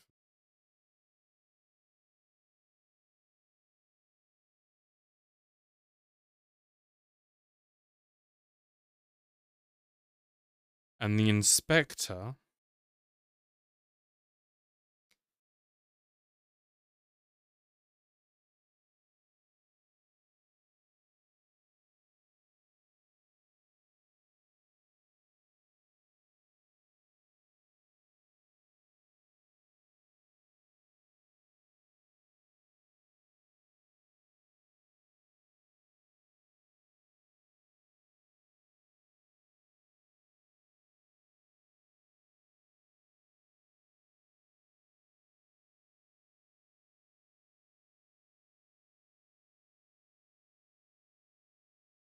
if I recall correctly, has a way of deconstructing the type. So it takes an expression, returns the package alias and the type name. Yeah, this is looking what I need. Deconstruct type expression extracts the core parts from a type expression AST. It removes wrappers such as pointers, arrays, channels, and generics to find the base type. If the expression is an unqualified identifier, the package alias will be empty. Okay.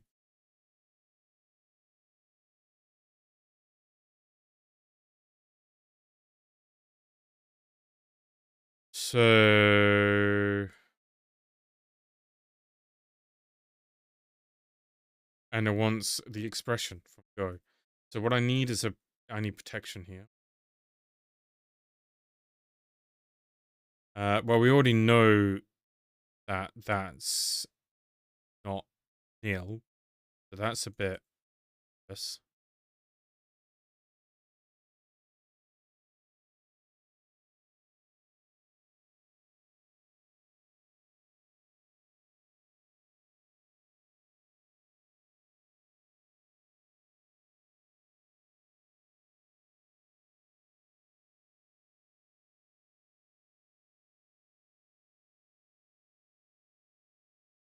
Yeah. Okay. So this gives me the type name and package alias.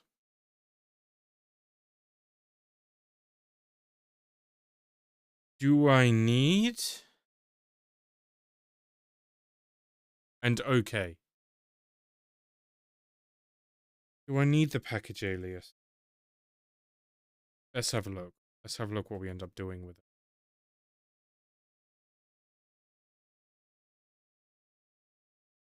If it's not okay, then we'd return, obviously.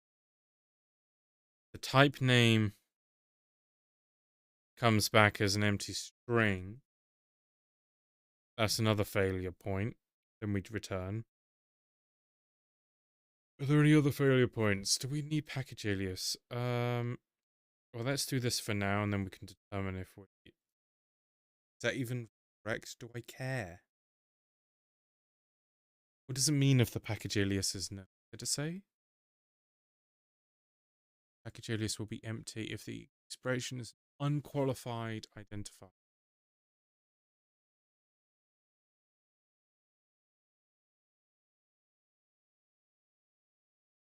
I think I don't care about package alias. Because it's not a failure state. And that's not what we're trying to determine right now. Oh, what am I doing? That's not a failure state.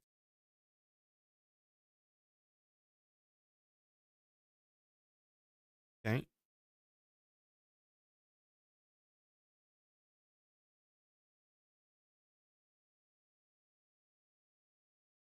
So what else?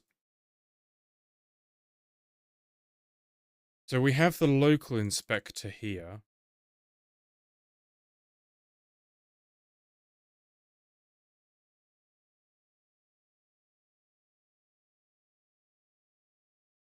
What we need to end this with is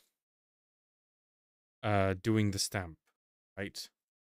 That would be something like this.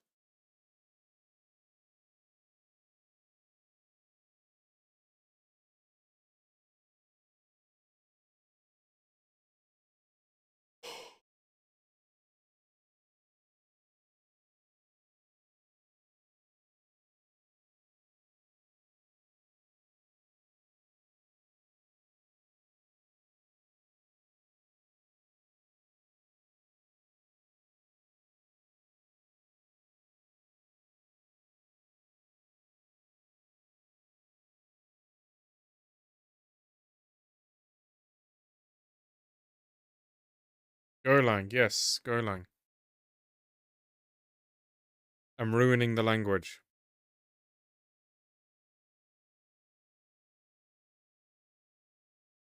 How are you doing, System32 delete 124? Golang is fire except for parsing JSON.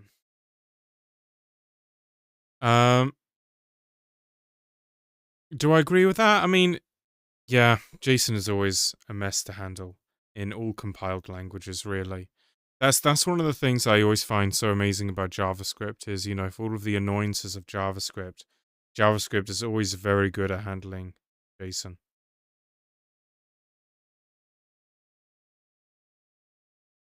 And I'm doing great. Thanks for asking.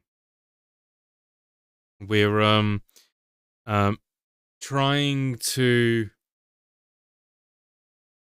um make my framework a little bit more efficient for Golang, which is part of the title of the stream. So I'm ruining the Go language by adding a framework because Go people hate frameworks. What type of framework? Do I have anything running so I can show you? Let's see. Is things in a blocked state? It might be in a blocked state.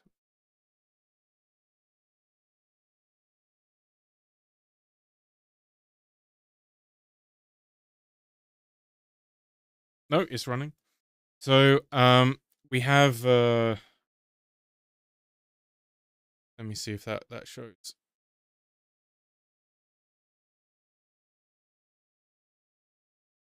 They're gonna show?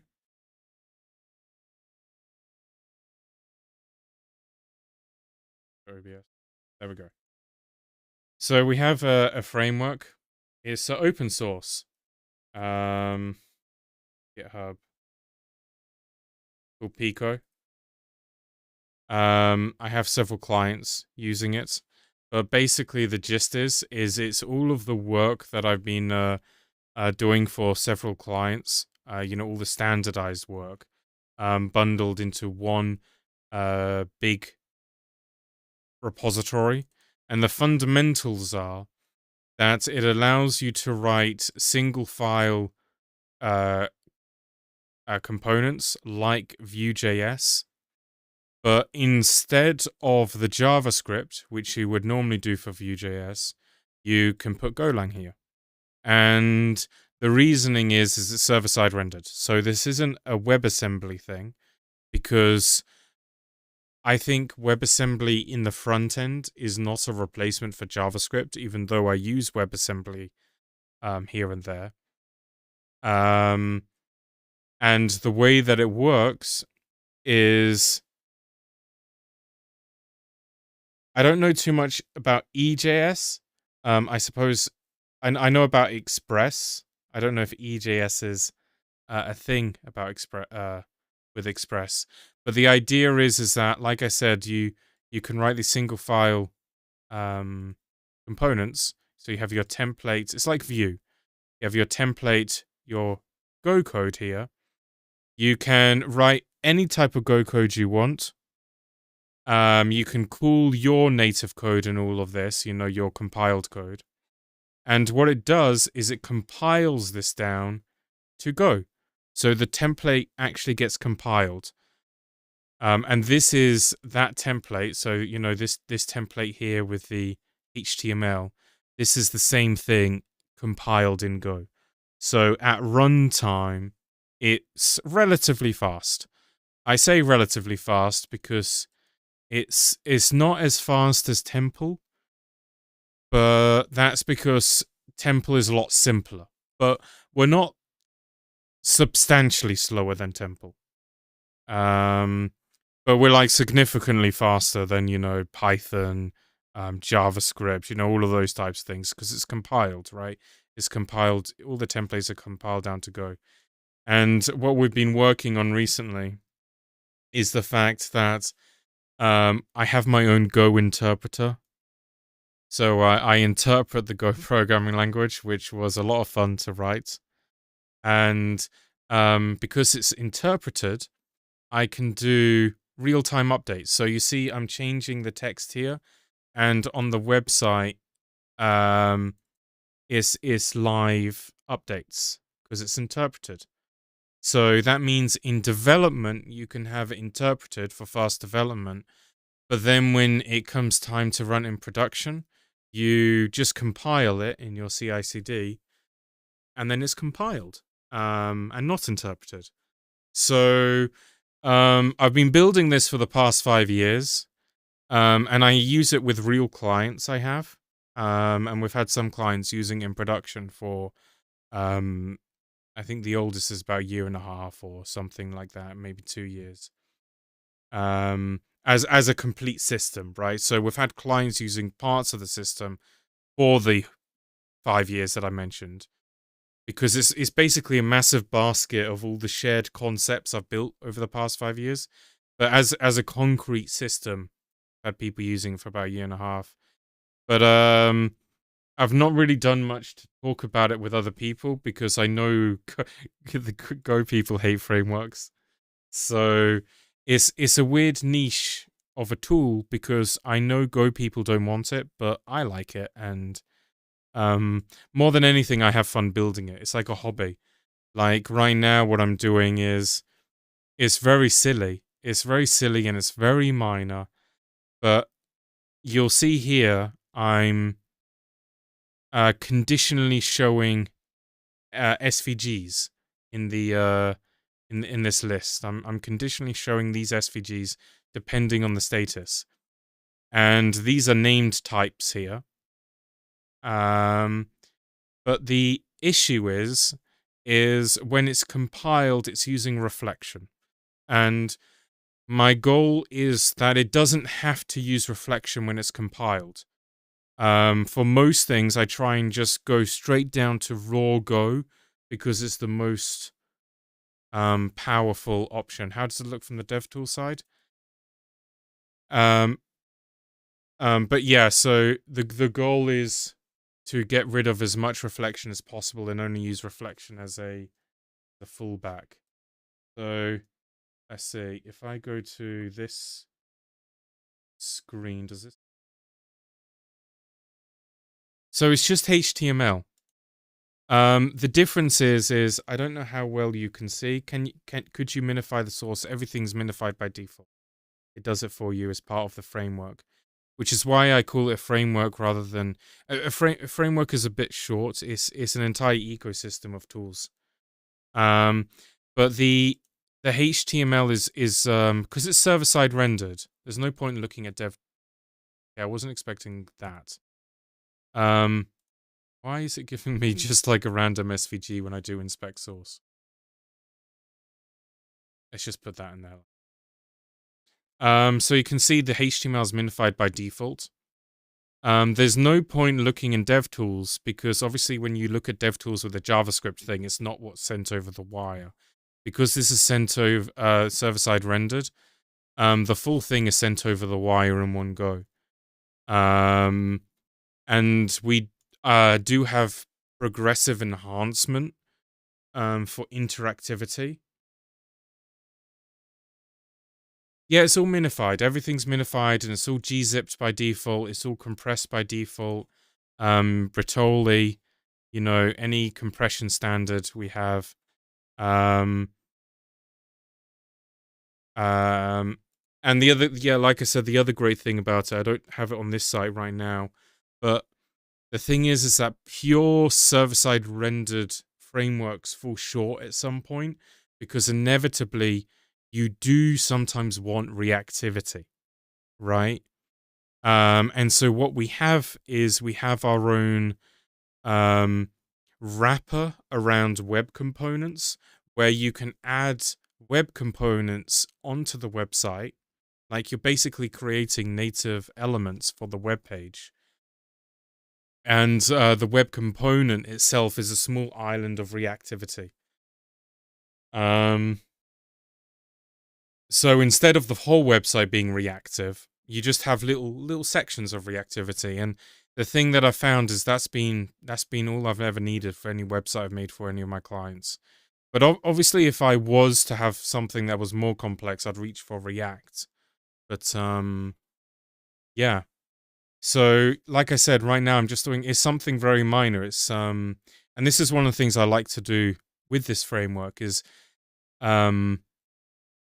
just to find little tiny things. I'm like, that's not quite how I want it to be. I don't want it to be falling back to reflect because this is my wait a minute, you can't see that screen. This is, falling back to reflect or doing a comparison. Um, in my opinion, reflect should only ever be used in the worst case situations. But it's proving to be quite difficult to squish this because my system is quite big. It's the code base, this repository is substantial, to say the least.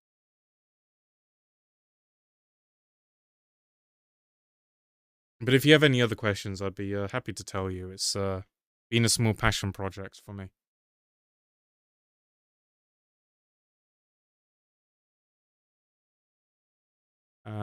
So where are we? So we're deconstructing the type.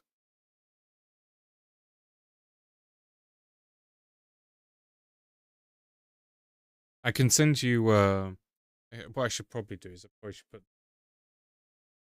link at anyone ever. It's all open source.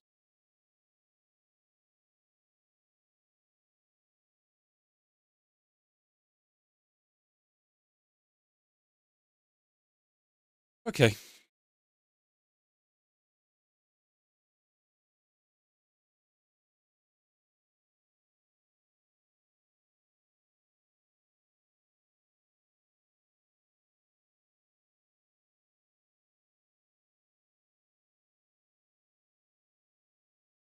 I might have to come here with the debugger and see what I'm actually getting in the type name. So if I call this,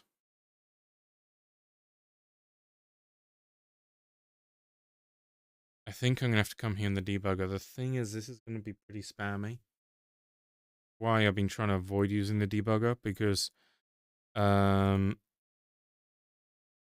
don't want it to be too spammy. I am going to need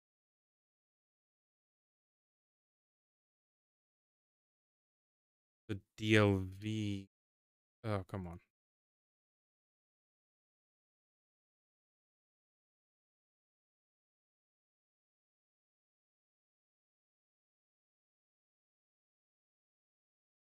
I'm going to need to run the generator with... The other thing to mention is right now we don't have a proper website for this tool. This is, the supposed official website. We are working on one though. It's been in production. Well, it's been in development on the side for the past like 2 or 3 months. But it's going to have quite detailed documentation on how to build things with the framework. Most of the documentation is already in the framework itself, in the docs folder. But a detailed website is obviously essential for anyone else using the tool themselves if they ever wanted to.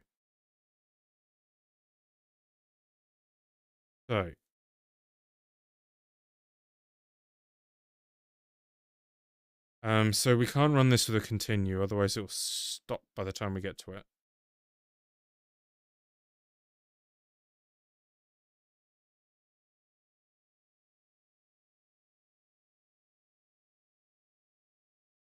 So obviously I have to build it first.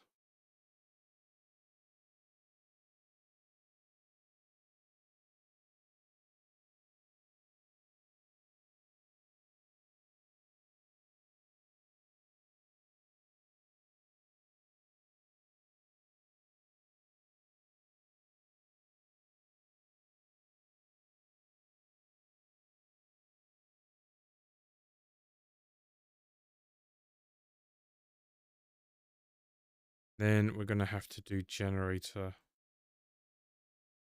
Just say manifest, I think.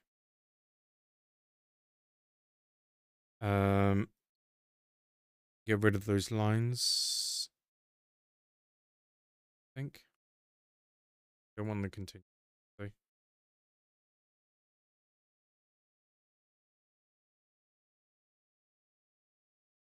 So this should be waiting for me to attach. I attach. Here we are. String. Well, that... Oh, yeah, but I need to know what I am. Because I could just be a string right now.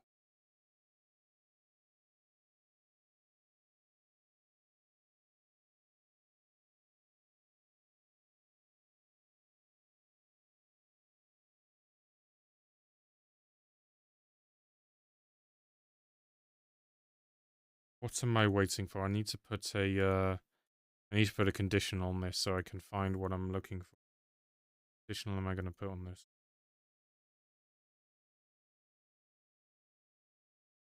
It's always type name string, I'm noticing. Type name response. Package alias.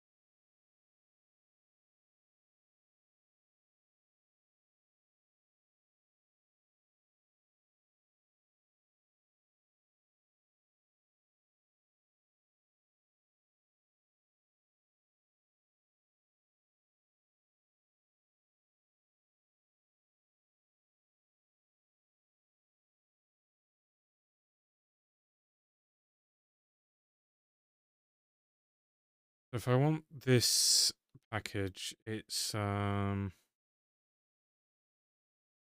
the golden. Testing the golden would probably be testing.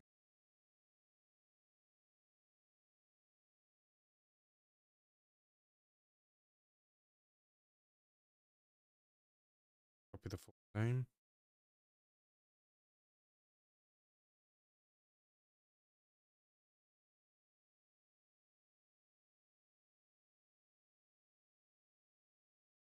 Trying to remember how to add a conditional. Oh no, you add the conditional on the actual thing itself, right? Condition. Type info. Why did that close? Dot package alias. I've had problems with conditionals in the past. Not working like I would have thought. Anyway, does that? Okay. Type name result.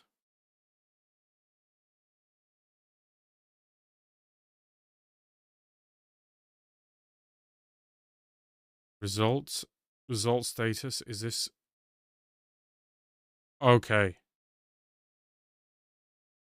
So type name is the type name, but that's not what I need. I need the underlying type from this. So obviously I can't do this.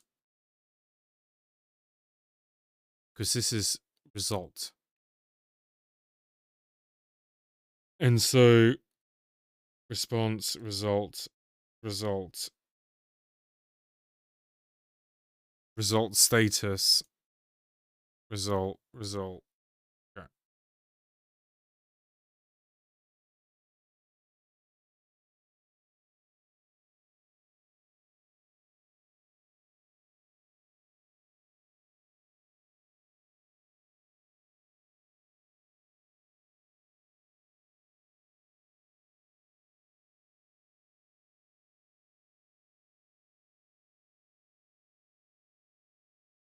Okay. So what we need to do is we need to from the type name, which we have, we need to determine the underlying type. The problem is the type name is result. And so in order to get the underlying type, we will probably have to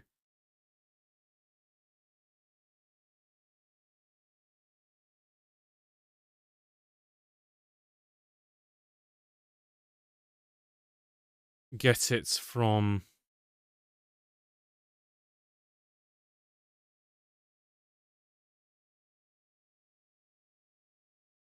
We're going to have to look in the right package.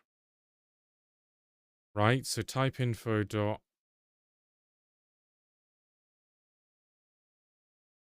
canonical package path.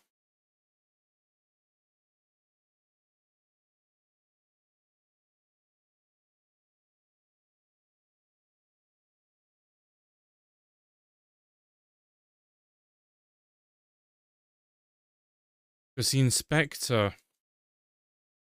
I recall correctly, can get all packages.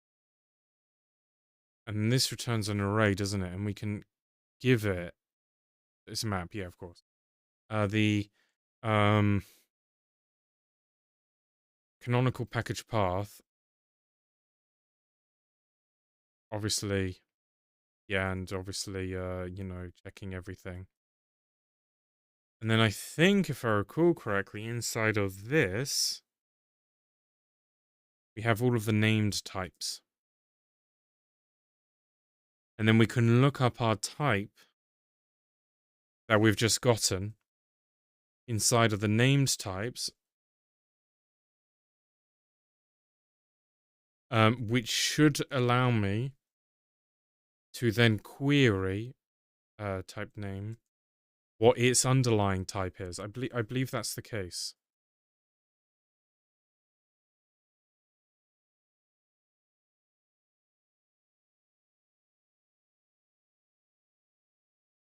Oh, underlying type string. I didn't even know you were there. Which makes me think that this should be renamed. Then we can be which...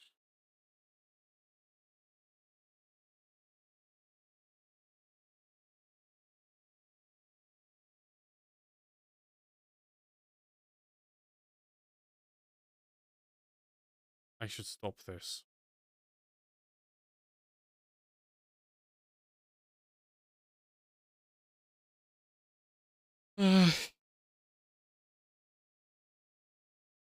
If I'm referencing this, I should probably make sure that it's not empty. So always check your things with guarded return. Yep.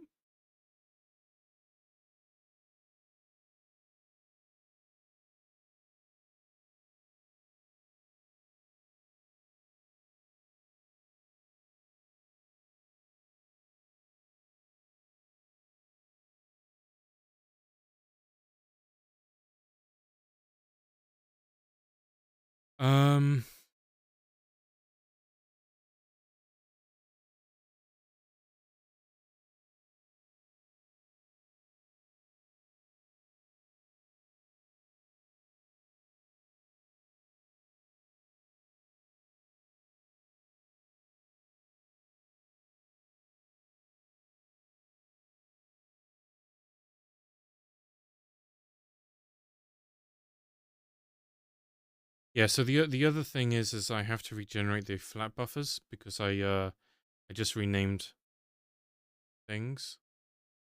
So AST schema, I just renamed it to underlying type string. What are you doing?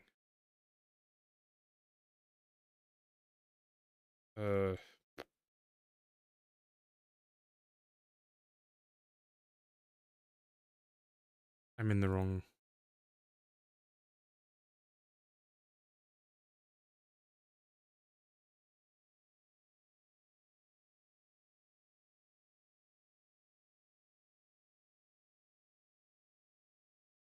I am in the wrong... where am I? So this should now error here because it should error in 2.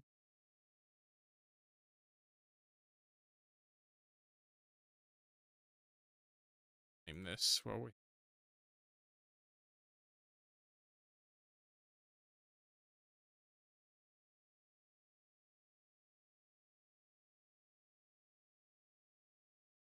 So, does that mean we've done it? Obviously, I have to tidy up the code.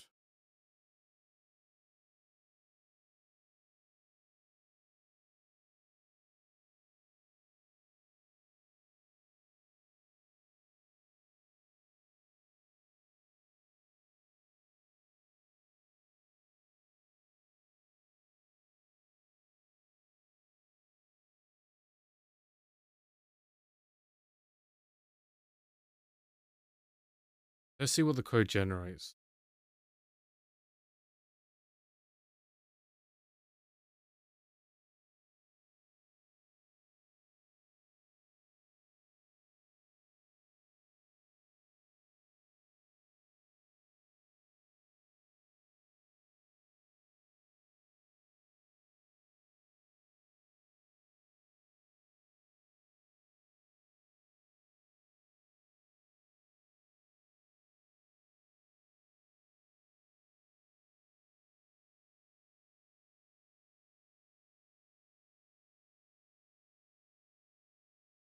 It's still giving us evaluate strict equality.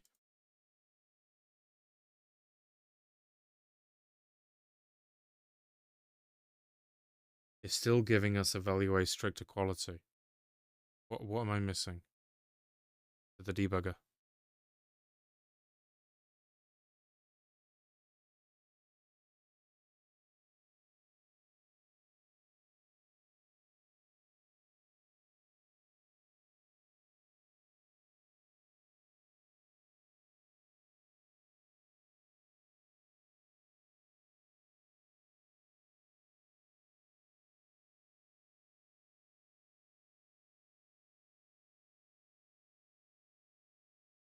Oh, I don't know why I jumped forward. Still got my condition. Oh, of course.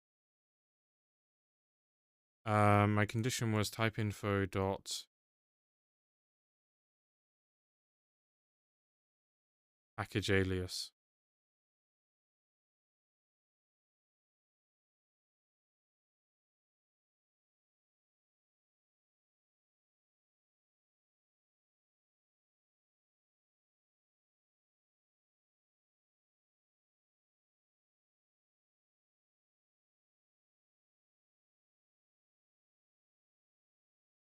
Why does it close randomly?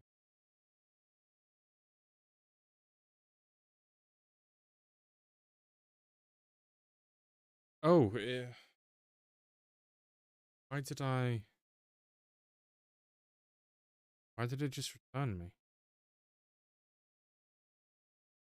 Why did it just return me? Surely you should...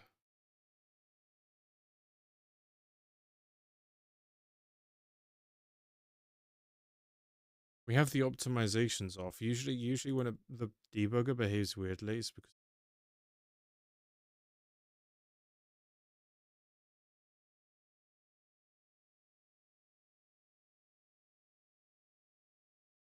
Take that. Why'd you just return early? Was...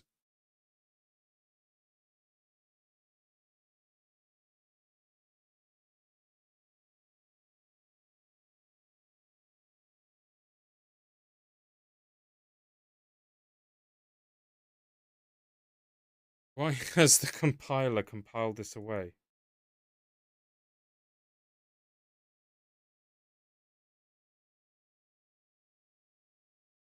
The compiler's just not compiled this. Oh yeah, because I didn't rebuild. Idiot. I forgot. I have to rebuild. That makes more sense. Stop. Can I just stop?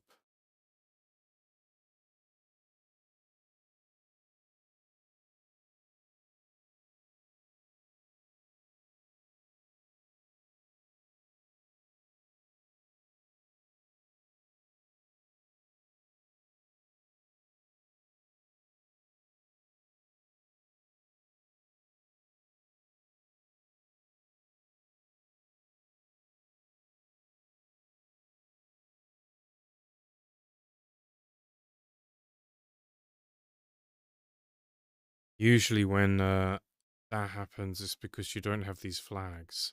But we have these flags, so we shouldn't have. But it's because we didn't. There you go. Oh no, that can't mean we've solved it. Right? It still means there's a.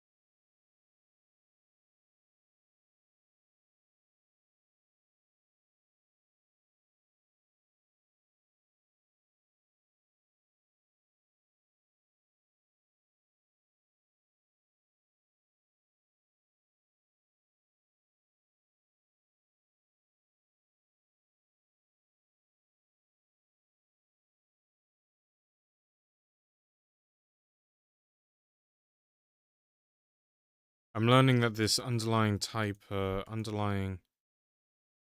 string might not be what I want it to be.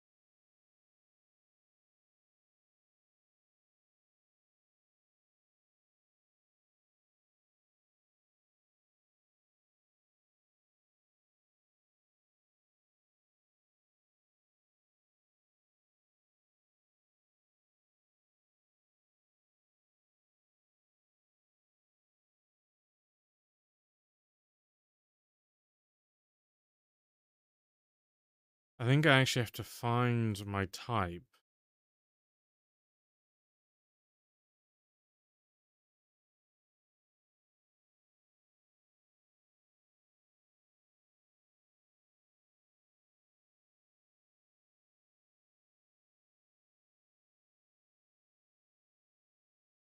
I think I need to add more conditionals to this.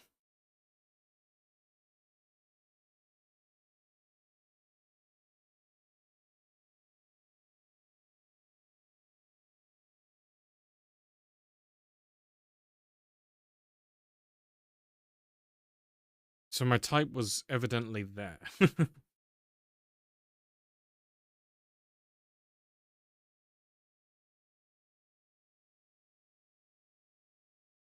I just don't feel like I saw it.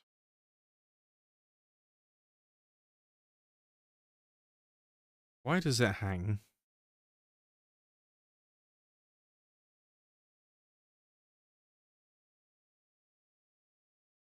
The stretch.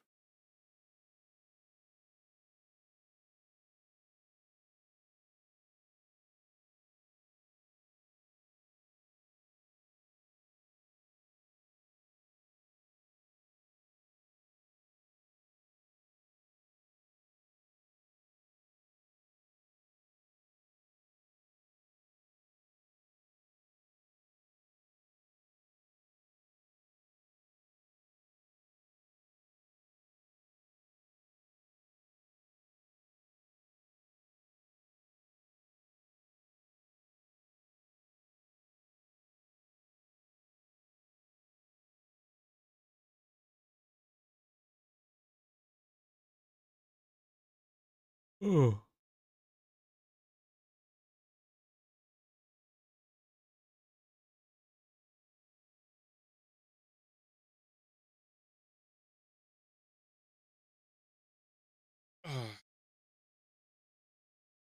I thought we were on to a win here.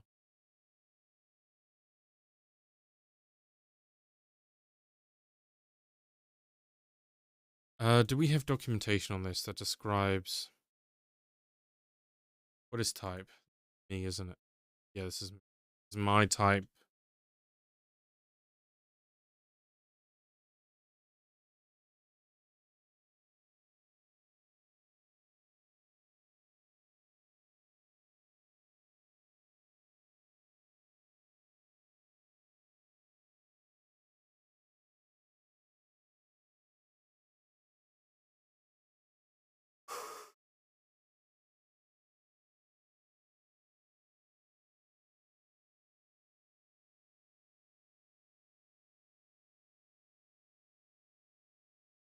Okay.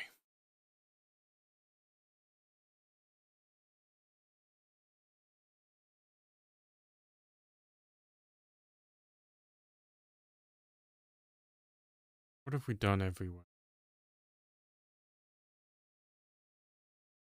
Why would this be like that? Right, the whole point is to make sure it is set. Wait, what? Hold on.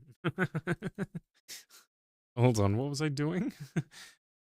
Was I rejecting it if it was, where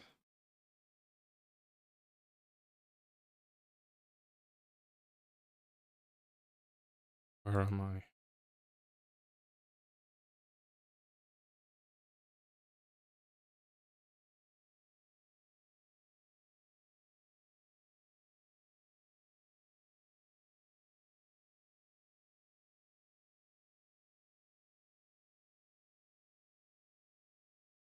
Hey! Done it. We've done it. So it only took 3 hours. So now we can do direct comparisons without reflection.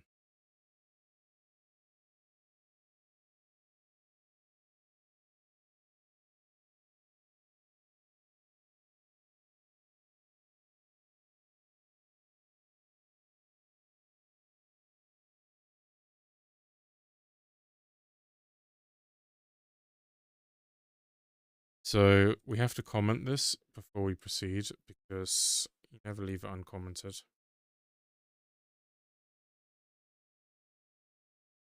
Oh.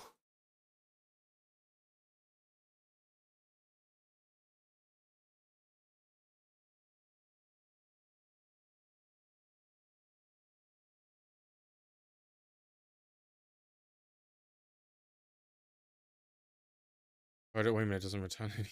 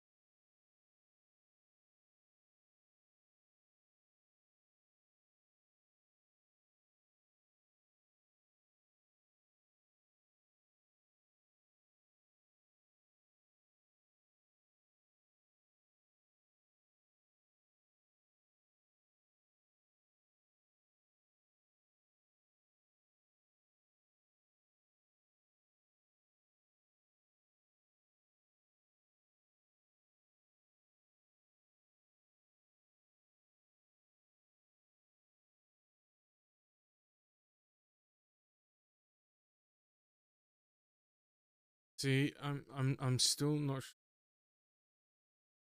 Okay, I'm still not sure if this is like I'm doing in a very central way, but at least now we have direct comparisons, and so what that should mean is if I air it up, everything should continue to work.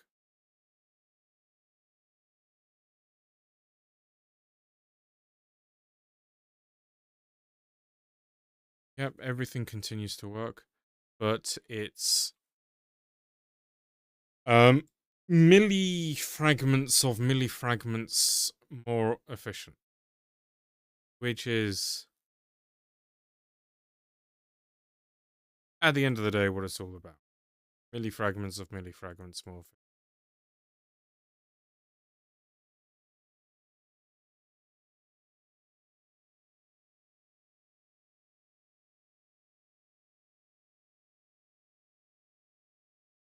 Okay. So that's going into a commit. Probably just need to do once over that I do this up.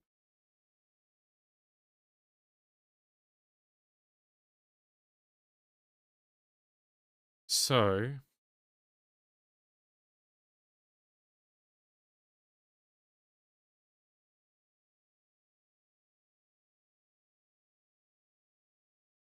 um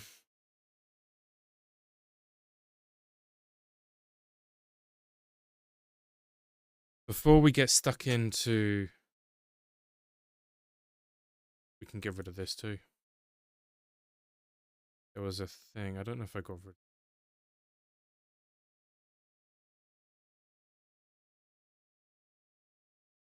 Done. 3 hours for one of those. Um,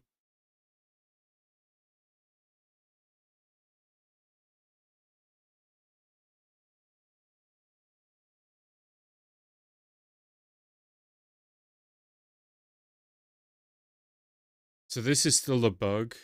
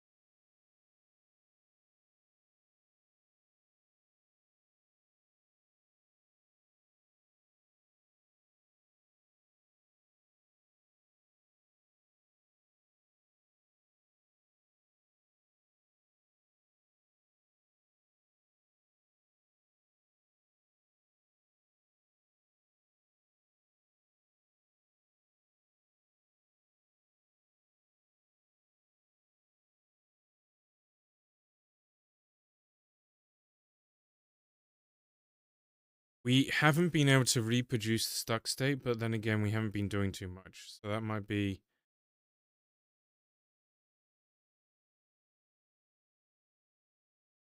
what's next. See if we can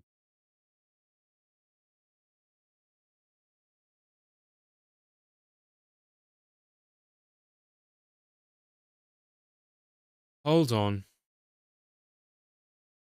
Isn't this bug just because we haven't rebuilt the plugin? So it's not an actual bug with this is incorrect. This is a bug with the plugin. It just needs to be rebuilt because I fixed this.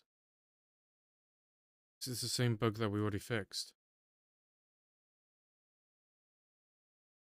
Right? I mean, maybe I should leave it there, but I think I just got to rebuild.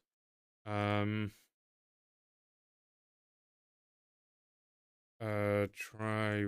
rebuilding. Does that. because I think I just need to rebuild the plug.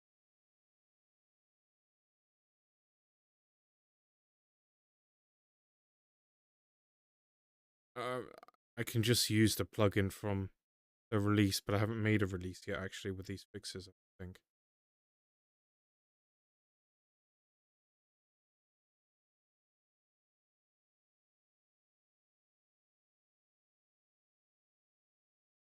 Okay.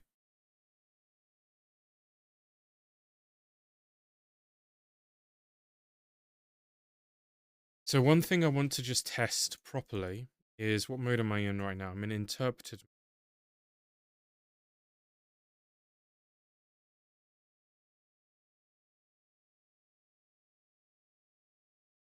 And everything works. What should work is if I create a let's create a new package here, and we're gonna say just I don't know, just for now a test, but I don't want to use the test.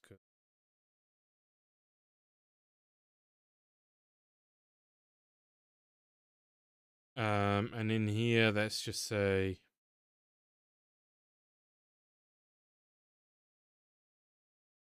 domain.go package. So first things first.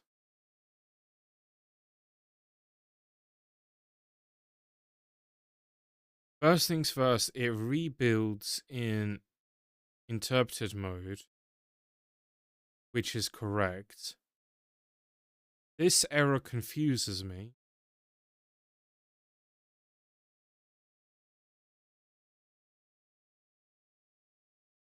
Did I accidentally add a semicolon when I was typing this?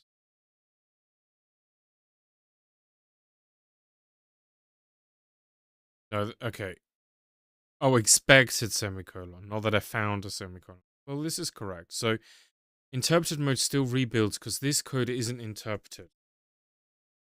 Now we panic. Oh, but it still does it. It still rebuilds. And okay, that's fine. Yeah, because this code isn't interpreted. I mean, I could interpret it. I just decided not.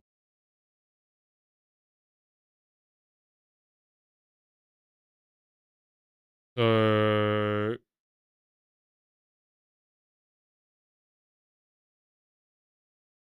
let's create a function. Say hello world. It returns a string. Return hello world. Hello world.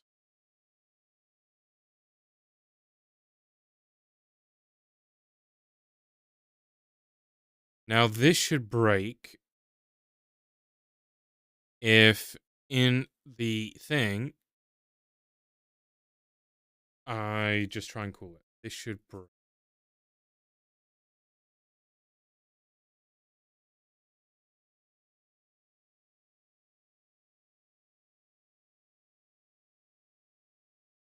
Say hello world. Obviously this would have to be domain say hello world. And we're going to have to import it.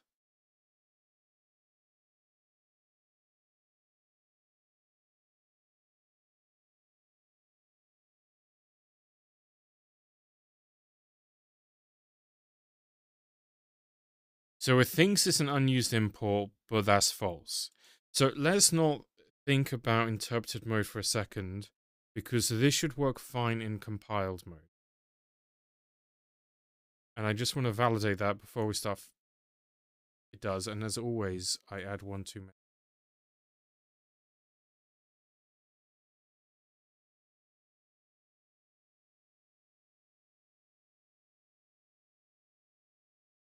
So in interpreted mode,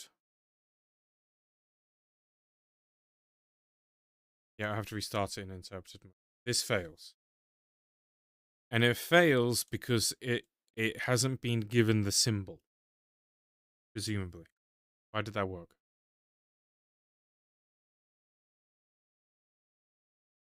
How did that work? Or does it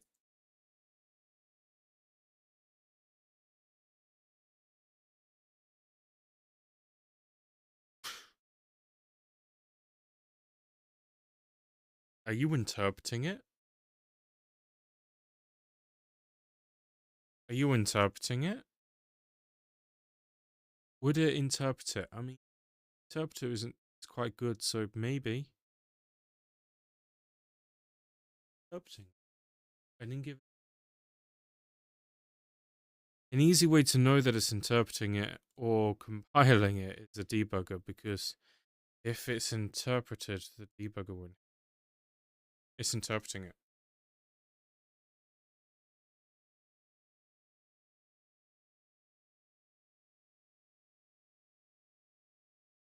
Now I have to have one of those moments where you pause and you think, what should be the intended behavior here?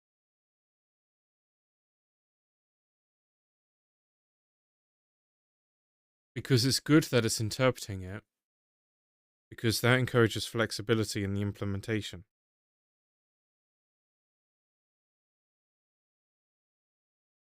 May not be what people expect, though. But it's a pretty powerful feature, right? That it's interpreted.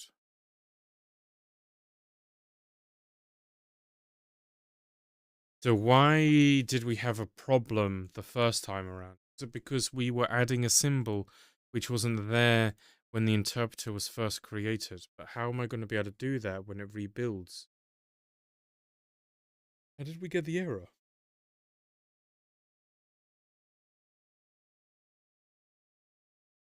Sometimes I get ahead of myself when I say, let's not worry about something now when I see an error.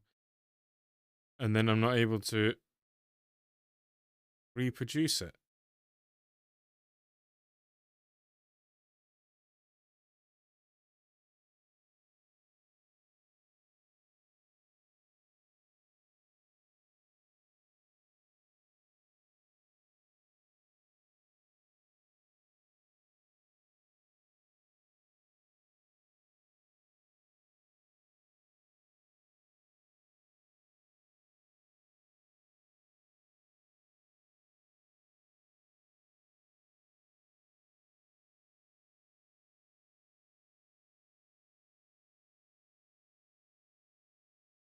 Eco extracts discover work.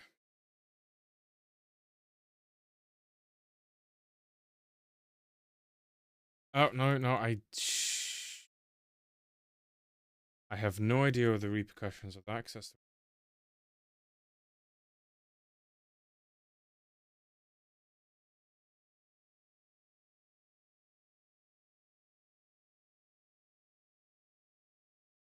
So I don't know if it does anything. I think it just discovers.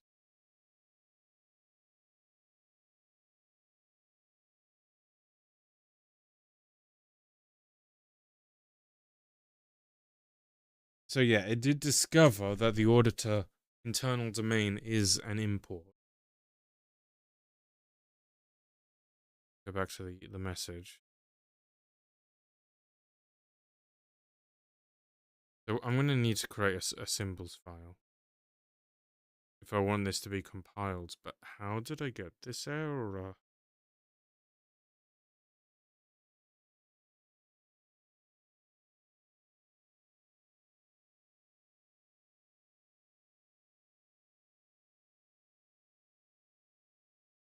I don't remember the order of operations, how I got here.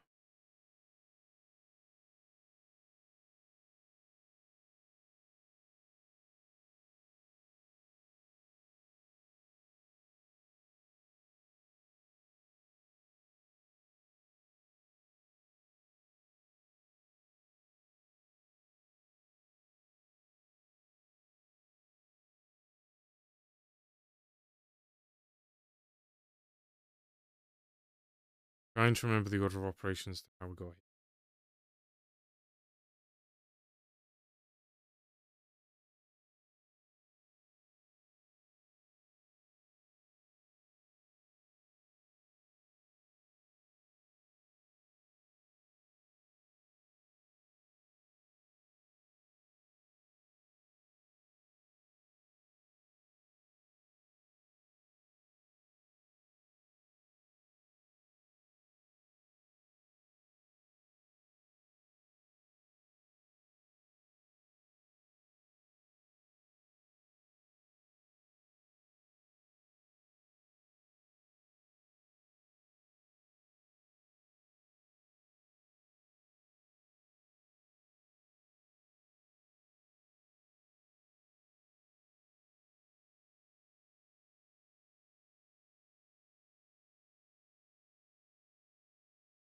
So we're going to want a symbols file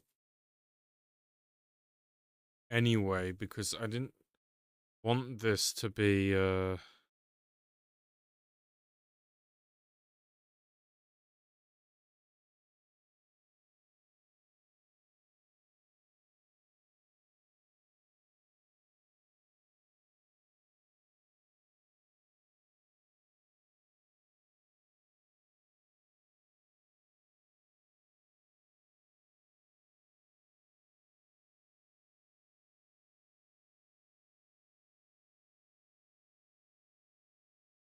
I just don't know how we got the error, because the thing is that it's telling me that the system can handle it being interpreted, and and so if it can handle it, why did it error?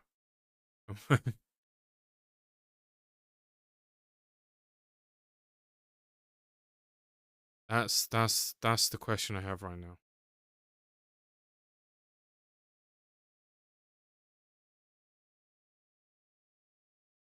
So we've generated the symbols. So we should be able to import these.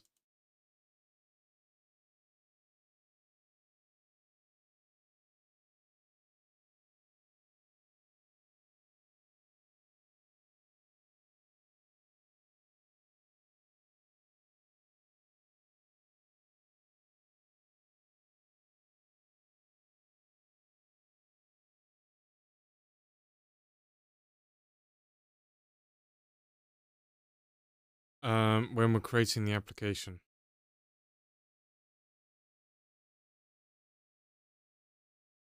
When we're running the application. No, with symbols twice. No, it's not additive. That mistake.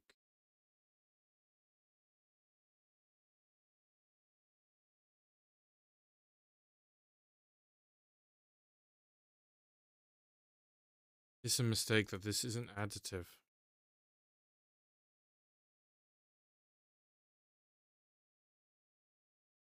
Because what you would naturally want to do is you'd want to have those symbols and you'd want to say eco symbols and make it additive. Because that feels like, or would it be add symbols?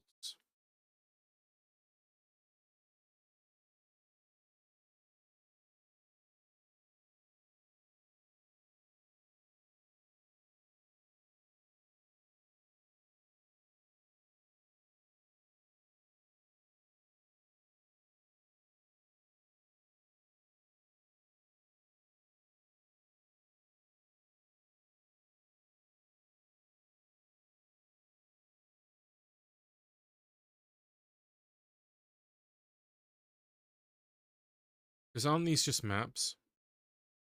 What are these?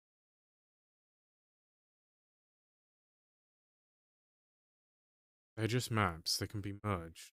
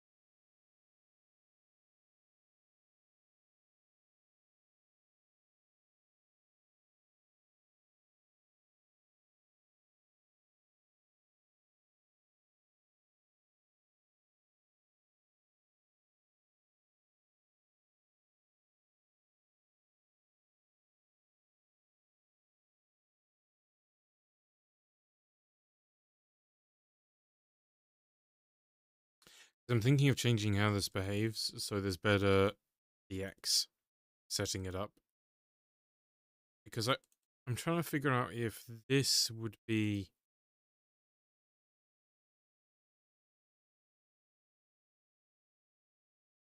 a normal way to set it up or not.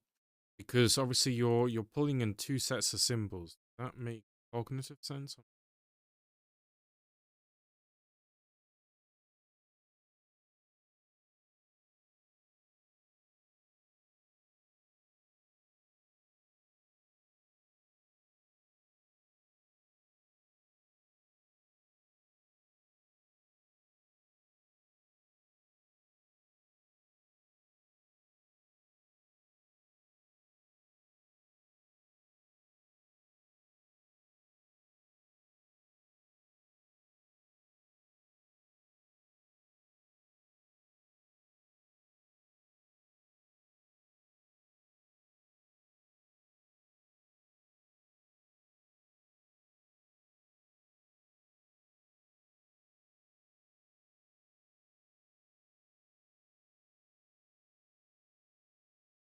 Or maybe what I should do is I should have with symbols to be Varadic.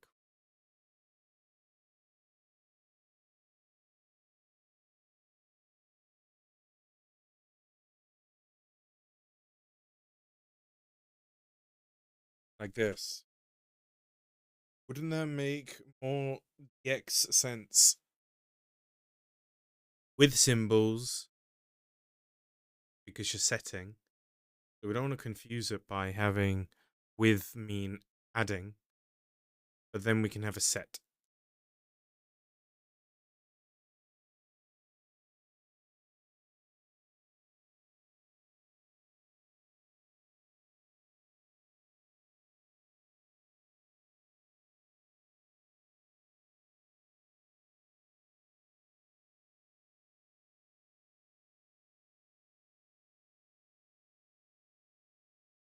Um, and then we can have it based on the order here is obviously the order of priority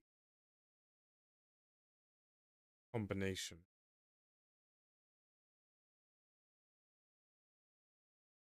I think that makes sense. And then obviously, if someone wants to compose this differently, they can just keep a local reference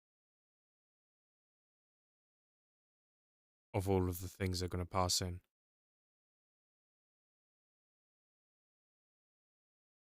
And, or just use an array and then use a spread operator or something like that.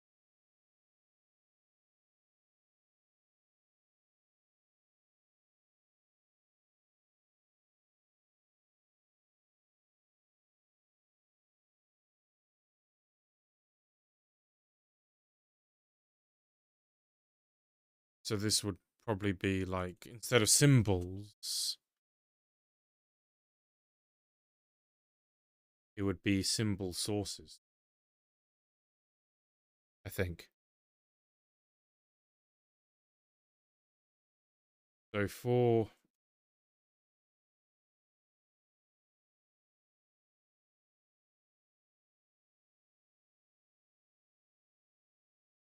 say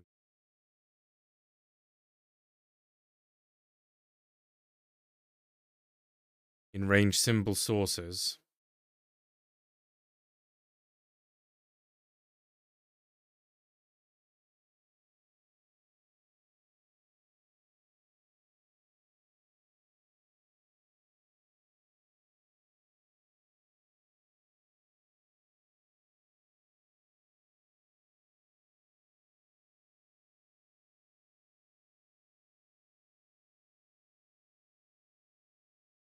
is there a more modern way of doing this?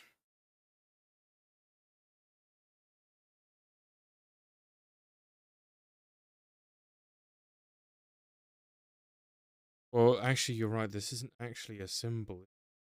It's a. It's not actually a symbol here.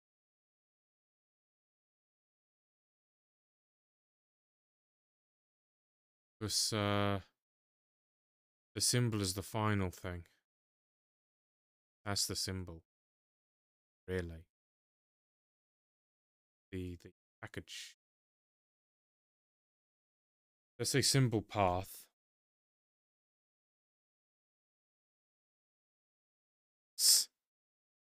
Paths.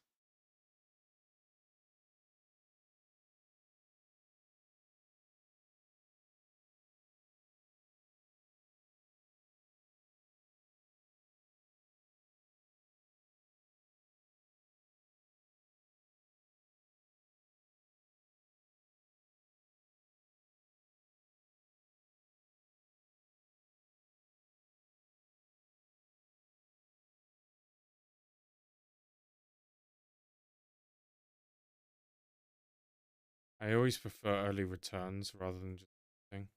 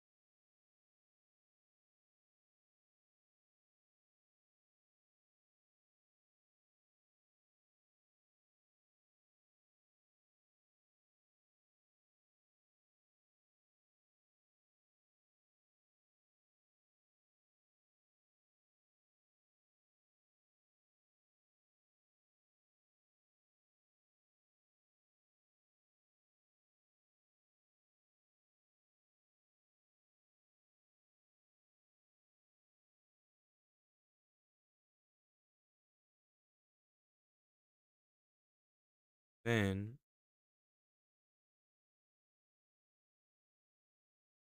passes. So it shouldn't even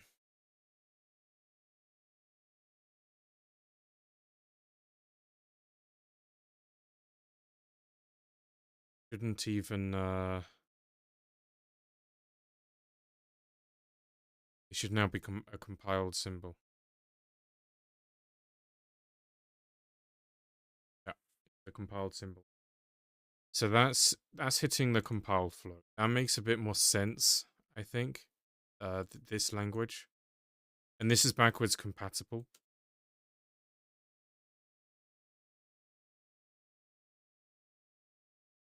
There's another great thing about it.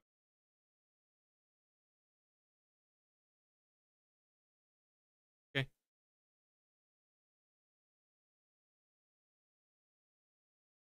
But now we have the ability to do symbols like that. That's a lot nice.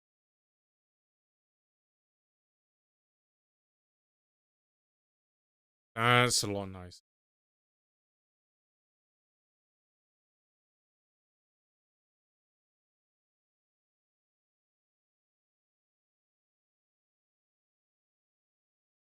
Yeah.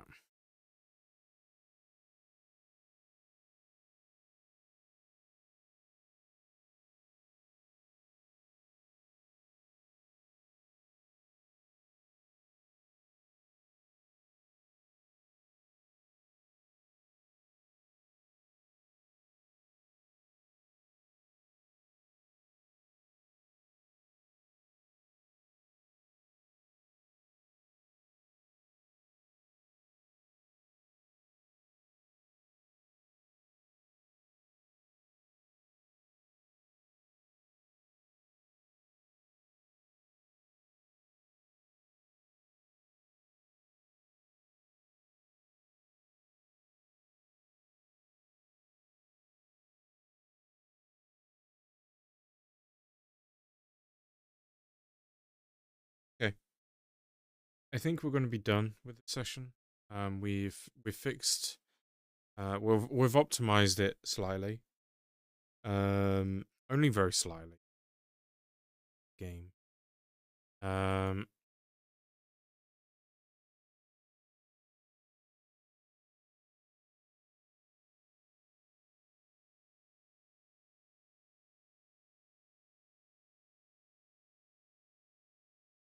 And we've slightly improved the symbol registration.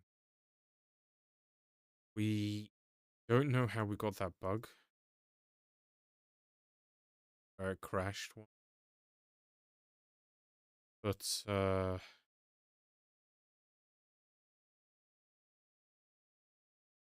what I'm curious of is if I add Hello World 3, but I don't update the symbols, and then I call. I'm guessing that that's going to be compiled.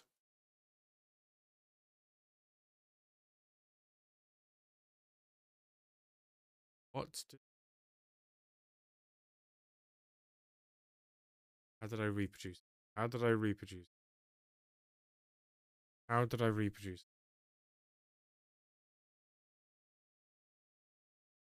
How did I reproduce it? See, I can only fix it if I can reproduce it.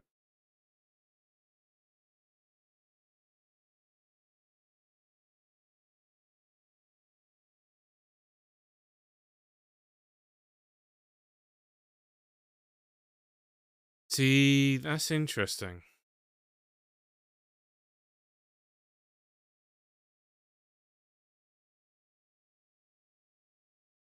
It's one of those situations where you're like, is this a bug worth fixing, or is it actually intentional?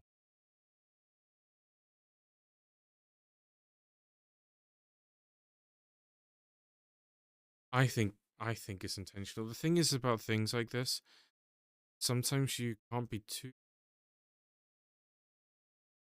eager to fix every issue because you risk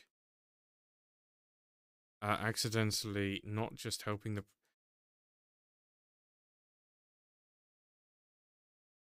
terminal scape behavior changed. I don't. I'm so confused.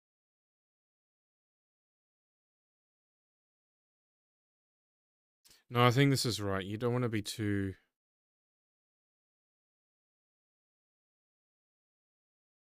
assistive and then confuse what people actually want to do. Because you can actually get to the point where you're too assistive that you make it hard for people to identify what they actually do to resolve an issue.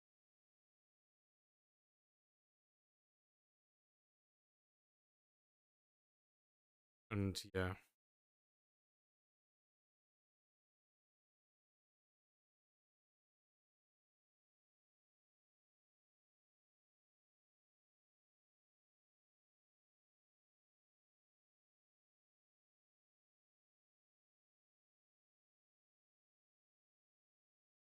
Okay. Well, that's two things fixed. Nothing too amazing.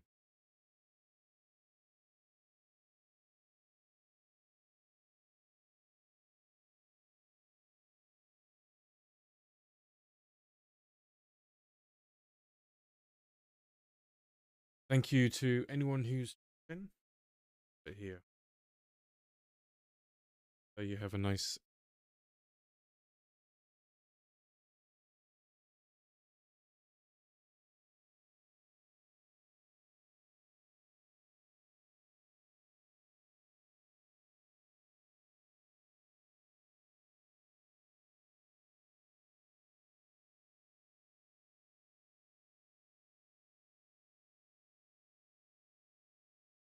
Is this all good? Okay.